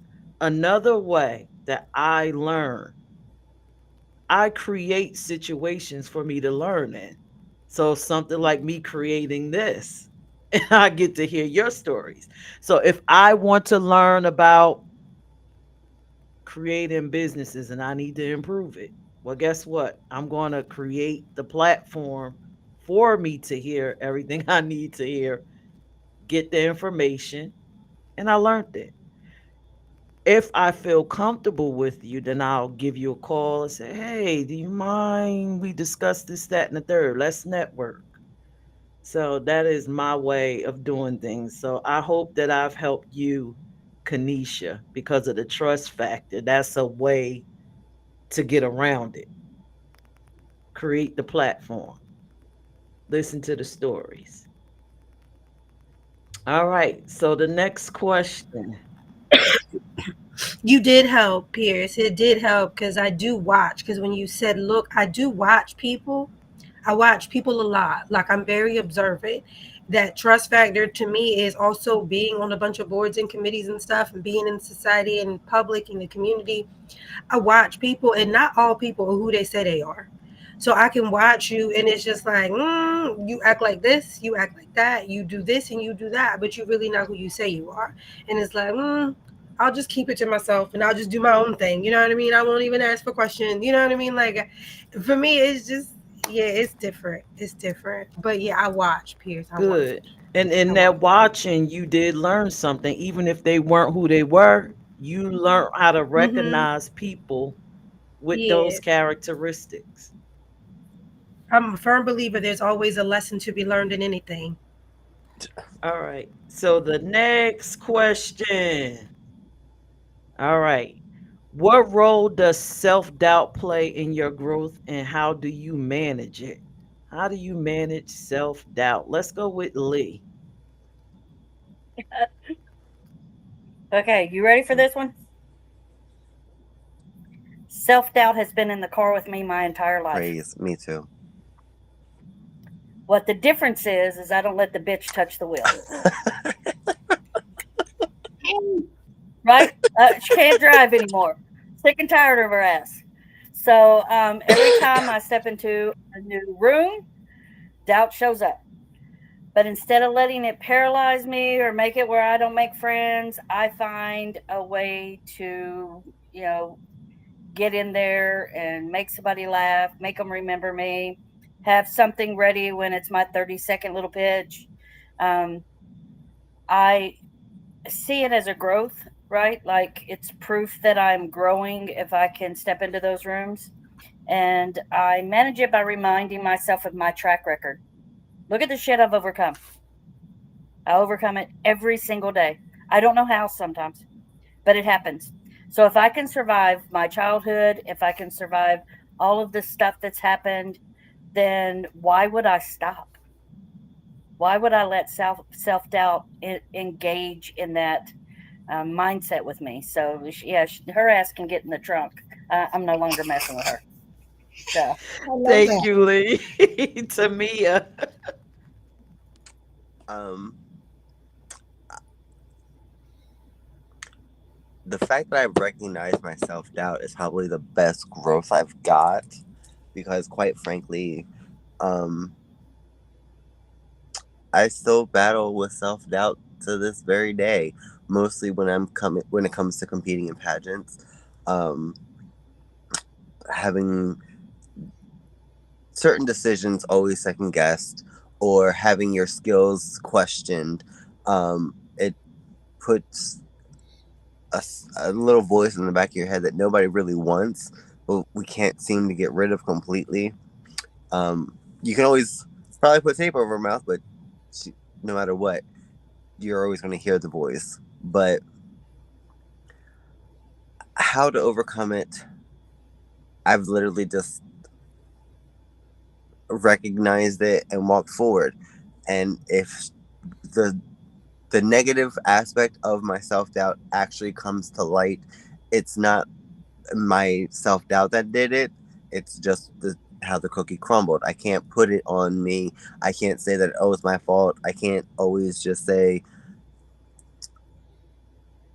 just like, oh well.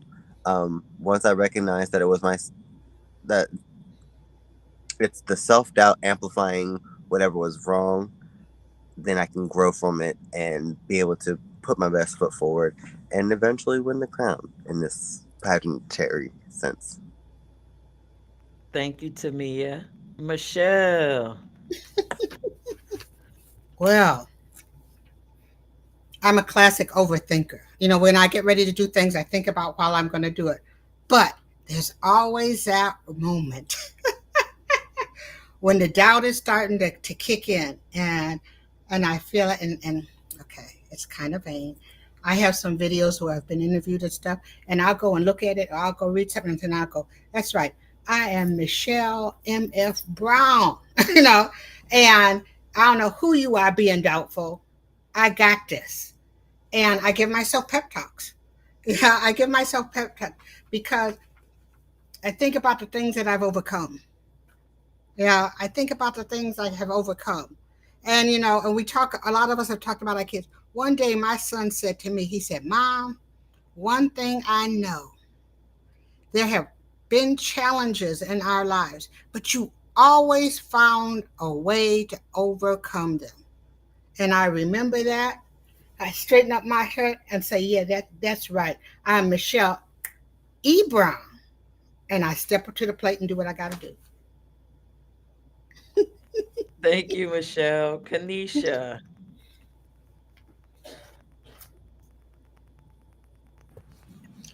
Am I frozen? Yes, Yeah, you are. I feel we like can I feel like I'm frozen. I don't know why we I'm can hear frozen you, because I but you're look not stuck. moving. Right, because that is not how I look right now. I talk with my hands. That is not what I look, but that's my face. That's my, but self-doubt for me, I don't know why I'm frozen, but self-doubt for me is something that I had to learn to overcome a long time ago with my health. And I always bring it back to my health because I thought that I couldn't do things with fibromyalgia and with Crohn's disease.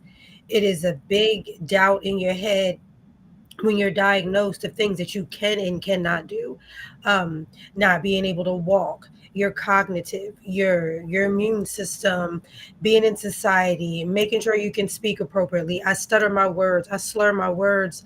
So self-doubt when it comes to me, I had to learn accountability. I had to learn to sit back and reevaluate myself as a person and who I was with these illnesses and with these issues that I have inside of my body and say, you know what, Kenesha, you got this. And that brought so much life into me personally to help me grow into the person that I am today. Um, it's been a blessing. Um, in the negative sense and sometimes because the pain is unreal, but every single time I go through a flare, it's a lesson that I'm learning. It's something new, it's something beautiful that comes out of it because I've learned a new way of taking accountability for myself. Did I eat right? What did I do wrong? What could I have done better to try to help myself not be in this flare? What could I do to make sure that I'm still walking and I don't have to do the things that are going to cause me more pain. Like yesterday, I went and worked out, as I said, and that's something that people who are in flares don't normally do.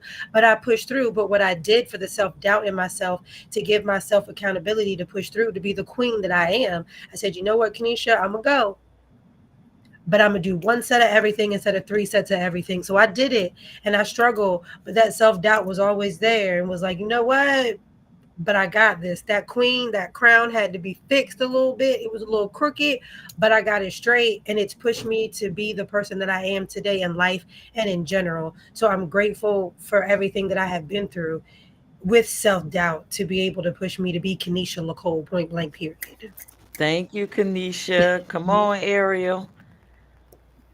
Um, Part of me just wants to be like, well, at least it, and move on, but I won't. Um, but for real, I always think of self doubt like a minefield, right? Like you're not always ready for it when it pops up. Like you feel like you're living your best life, you're doing good work, and then all of a sudden you're like, oh, you know, This is hilarious. yeah. um, and so I like to like confront it. Like I like to kind of diffuse it, like, to stay with that bomb metaphor, to think, okay, what am I worried about? Like, what's the worst thing that could happen with this? And to be like, exactly, so nothing. Like the worst thing that can happen is and then, but on the flip side of that is your success. It's you get that. And for sure, the success is worth the potential of failure every time. Like there's never a time that that's not true. So that's how I do it, and I think and I think what that all allows me to do really is kind of to use the self doubt to really firm up my resolve to be successful, to really think very critically about like, is there more planning that I could do? Or are there other things that I haven't thought of? But I don't let it stop me. Like you can't lose momentum to self doubt, and I think that's the most important thing to think about it. And I think that's the same thing like Lisa is self doubt doesn't steer the car anymore, but it is always there. For me, it's not sitting in the passenger seat or even in the back seat. I'm never sure like it's just gonna pop up like a like a surprise for me. But yeah. Thank you, Ariel. All right. So for me, when it comes to self doubt, I'm gonna give y'all an insider right now. So if you ever in the vicinity of me and I scream "fuck it," then you know I'm having a self doubt moment. And when I say "fuck it," I'm running right into it, and I'm gonna push forward because I'm never gonna allow anything, any self doubt, not a person, not nothing stop me from getting to where I need to go. So I go into fuck it mode. And when I do it, I don't care. What are you going to do to me? Who's going to stop me? And I dare you. You need to go from fuck Mhm. to fuck it up. Go ahead, Queen. That's how I do it. That's how I handle self doubt. So just be mindful when you hear it, fuck it. Oh You boy. have to fuck it up. Hey, get out the way. Mm. All right. So we running out of time.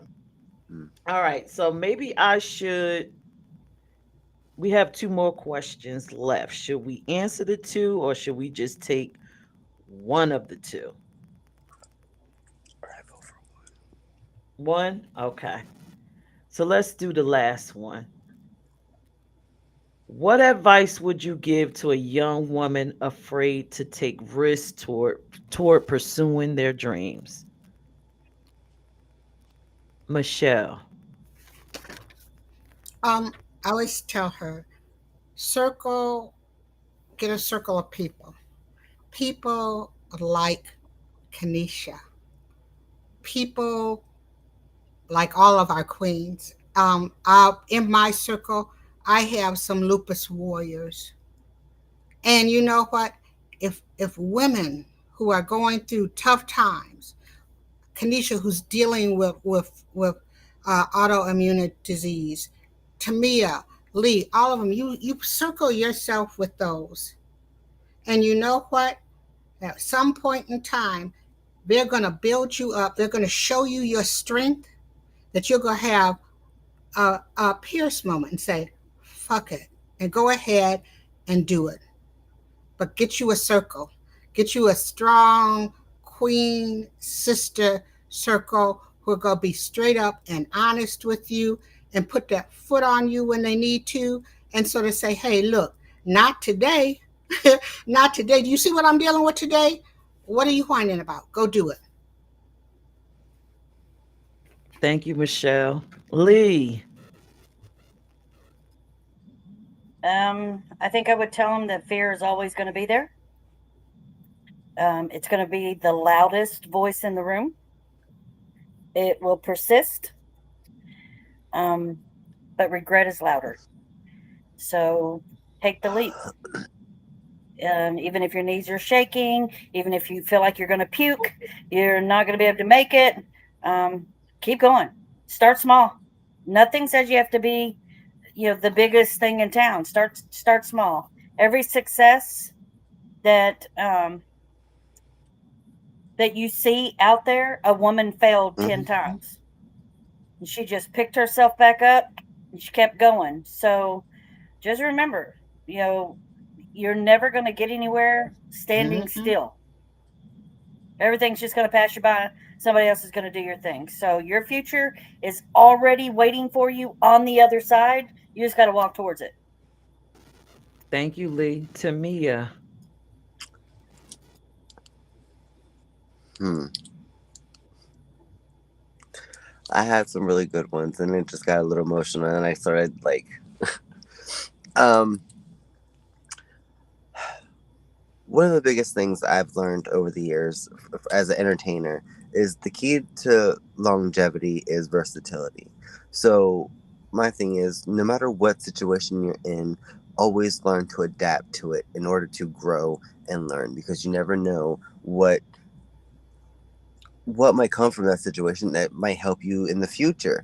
And no matter what somebody tells you, until you actually try and fail or try and succeed, you never know until you actually put in the effort to actually try. And at the end of it, ask why it failed, ask why it succeed. Never get complacent, because the moment you get complacent, somebody else is going to pass you by, and then you will start to feel the regret and sadness that tend to follow from just, I guess, getting comfortable. Thank you, Tamia. Ariel.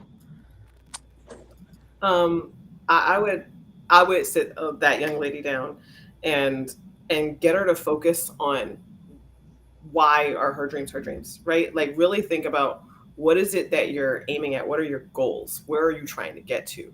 And why are you trying to get there? Like not something, oh, I want to be rich. Like really get into it, dig deep. Because that can get you over a lot of hurdles, right? Like having emotional fulfillment, being available for your kids, like doing work that you love, that you know brings you joy, that allows you to work around your illness, whatever it is that is your why. It can get you past tough times and get you to be willing to take risks. And I think that that's the thing is, and if you can always come back to that, you can always keep that like centered in your thoughts and in your spirit to be able to keep moving forward, because everything everybody is saying is valid, like all of these things are true.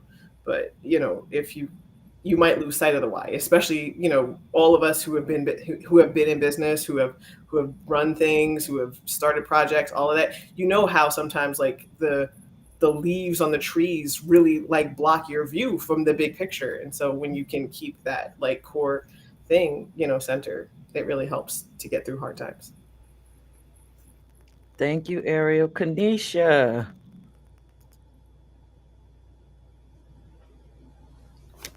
Now we can't hear Um, you. unmute yourself. We can't hear you. We can't hear you. We can't hear We you. can't hear you.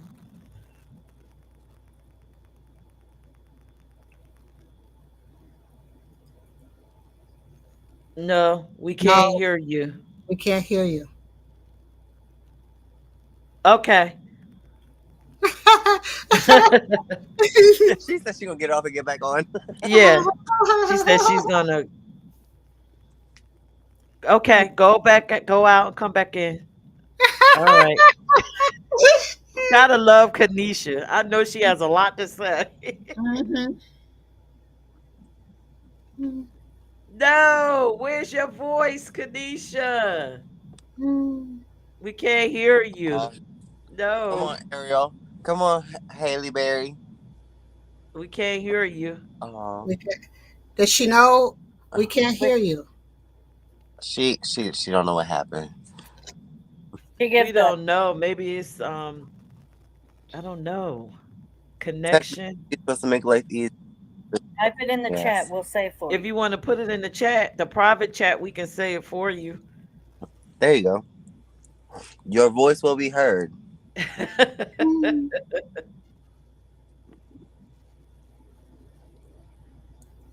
So who's gonna read it? You, Miss Hot. Mhm. Mhm. The hostess with the Absolutely. mostest. Because if it was us, we'd do it. I just want to throw this out here while she's uh typing. If we can replace comparison with compassion, I think we're going to go a long Yes, way. absolutely. I feel as though Kanisha, looking at We have to stop comparing ourselves to each other. Mhm. That's the agenda, is to make us fight where we outpopulate everyone. Women outpopulate well, for everyone. Kanisha And And, yet said, we get the shortest end of the and to be stick. So empathetic, stop you comparing. know. Start. right. Hold on. What she say? What she? find her purpose. Do what makes her heart smile. And she's typing something else. Oh, And I think that that's right, to be compassionate, to be empathetic. We're doing it Love different, but herself we're doing it. above all. Hmm.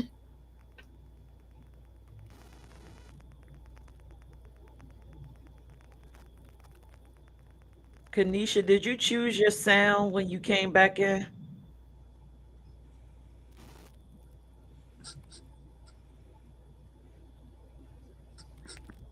She said, I don't know. she said, "How I do that?" I wonder It's what. a little cog at the bottom.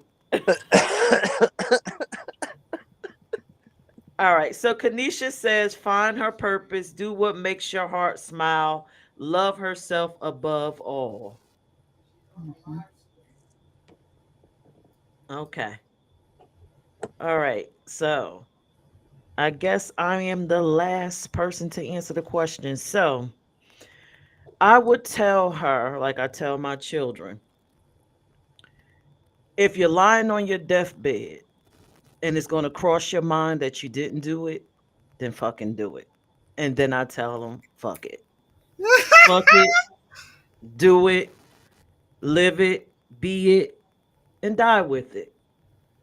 Because Mhm. once you get on that deathbed, you can't do nothing but lay there and think about your life and the stuff you didn't accomplish. And I can't live with that kind of regret.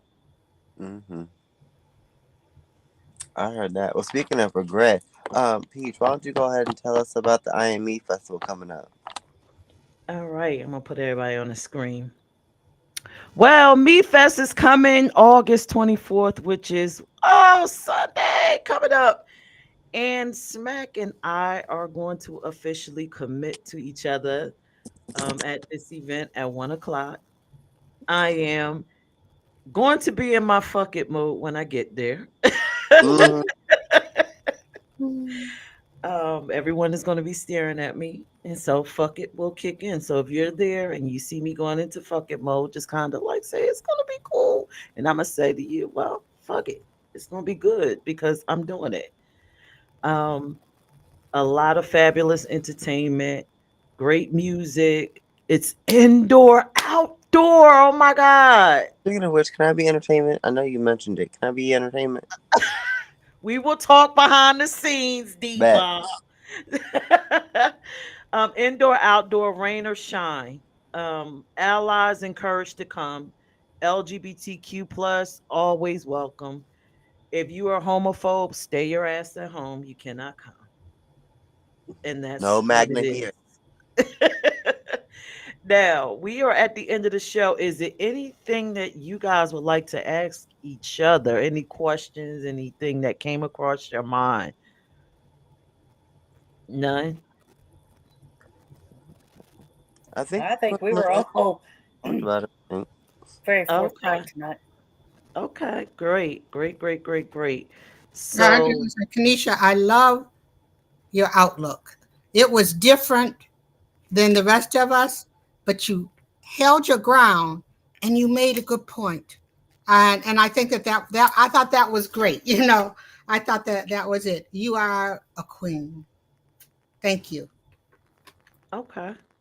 Yeah, I do appreciate your opinion too, Kanisha. Very positive. But then when you explained it, I understood that space, with all that you're going through. So you gotta be positive to kind of keep your process in check. I'm a nurse by day. I know how that is.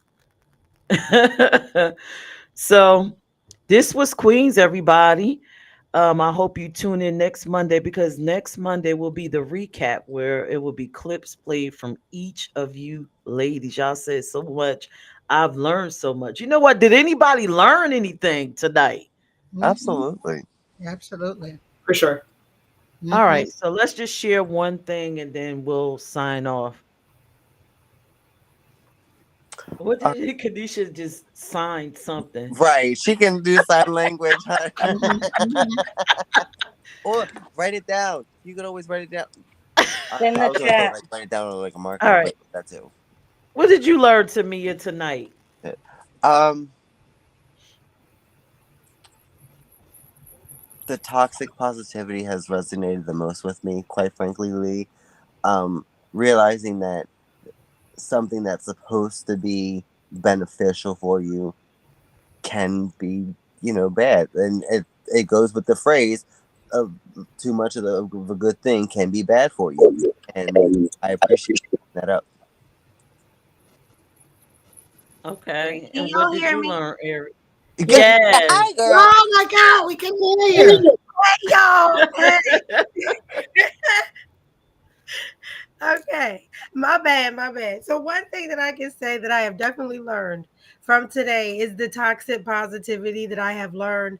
That was something that, because of the person that I am and my health issues and everything that I go through, it was something that I wasn't really aware of. Like I said, I see it, but I wasn't aware of what you guys were telling me. So I've learned something. So I appreciate this podcast today for that. And I appreciate everybody's opinions and teaching me something today because as a life coach and when I deal with people on a daily basis, you guys have all helped me learn how to put this into a daily life that I can help others because I had a whole nother perspective, not understanding the full perspective of what you guys were actually speaking of. Because my brain just goes straight into no, let's be positive. You know what I mean? I know we have negative issues that bring us things, but I'm always trying to find that positive perspective. So it's like, what? People really act like this? I mean, I know people are off kilter, but still, it's just like, thank you guys for that today. So I really appreciate it. And Miss Michelle, I did hear what you said. I was on mute, but I appreciate your kind words. So thank you very much. Ariel, what did you learn? I've actually been sitting with the like what really came up to me was the role of like white supremacy in that whole idea about how we are what is acceptable and how we express our emotions. Like all of us like shared a story of like how impacted we have been or like, people that we've known have been by feeling like we couldn't be our fullest selves and how that really like stops us from being able to move through the world as comfortably as I think we all deserve to. So that really like spoke to me and it really made me emotional. Thank you. Lee, what have you learned?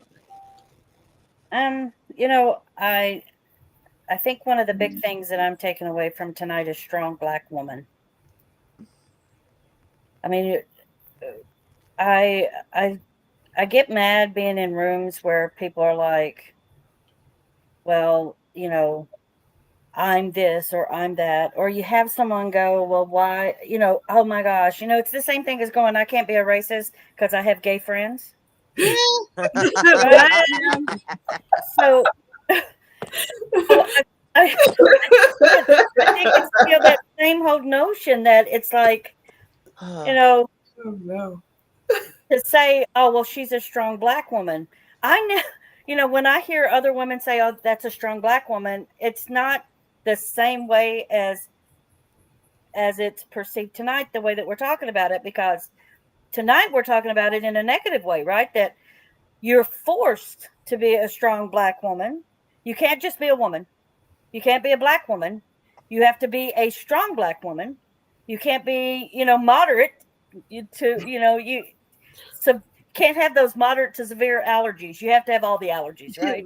So it kind of sucks, right? And I think that sitting back and not being a strong black woman, even you know, though I want to be, I see it as a way that look, I'm 3%. It just doesn't show anywhere except for in the curly hair. It's it. That's all I got. And only if I let it grow. But it's one of those things though that it's like, why? You know, why do we have to be anything? And why can't we just be, whatever we want to be? And I think that it is sad that even like when I sit in a room where I'm the minority in the room, when you hear another black woman tell another black woman, well, you're a strong black woman, I think that that's hurting as well.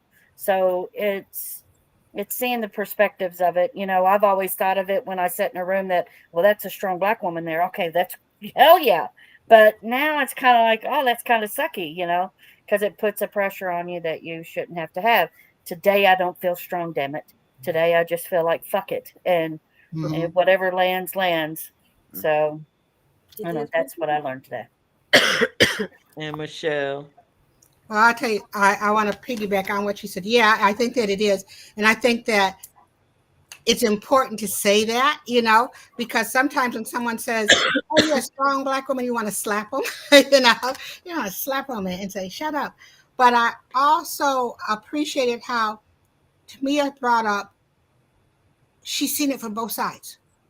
And she was able to bring in and talk about that patriarchy. And, and a lot of times people want to question our trans sisters. And should they be in there and can they say that? Tamia, you were spot on. And we need your voice. And we need to always include all women on panels like this. But you were spot on. Thank you, Miss Michelle. I appreciate that. All right. Well, I've learned everything. And one thing that resonates with me the most, you guys taught me that it's okay to display some emotion. Because Absolutely. I will be there like, and then go home and feel what I need to feel. So I thank y'all for that. So this was Queens, everybody. Thank you for tuning in. Join us next Monday for the recap where I will clip each one of these queens and we'll have a discussion about what they said for that night. And the host, I don't know who will be the host. It will be some other fabulous queen for the recap. And then we'll be back, which was, what is the date? 2 weeks from now. And I believe our host is who? Lee? Is Lee our host? Okay. So what are we going to talk about, Lee? I have no idea. But it's going to be wonderful. We're going to talk about I think for the next 2 weeks, everyone should carry glitter in their pockets, and we're going to talk about that kind of shit. September 1st. Got you. All right. And Well, don't do it. Don't September do it. 1st is the date. So. September 1st. Go to jail. Okay, so Labor September Day. 1st, It's Lee Labor will Day. be. Is it? It is. Okay. Are we committing to that, or are we just going to talk about it behind the scenes? Can we talk about it behind the scenes? Yes, we're going to talk about it behind the scenes. Well, this was Queens. Everybody have a good night. Everybody throw your glitter. Tell everybody good night. See y'all in 2 weeks. Good night. Bye. Bye.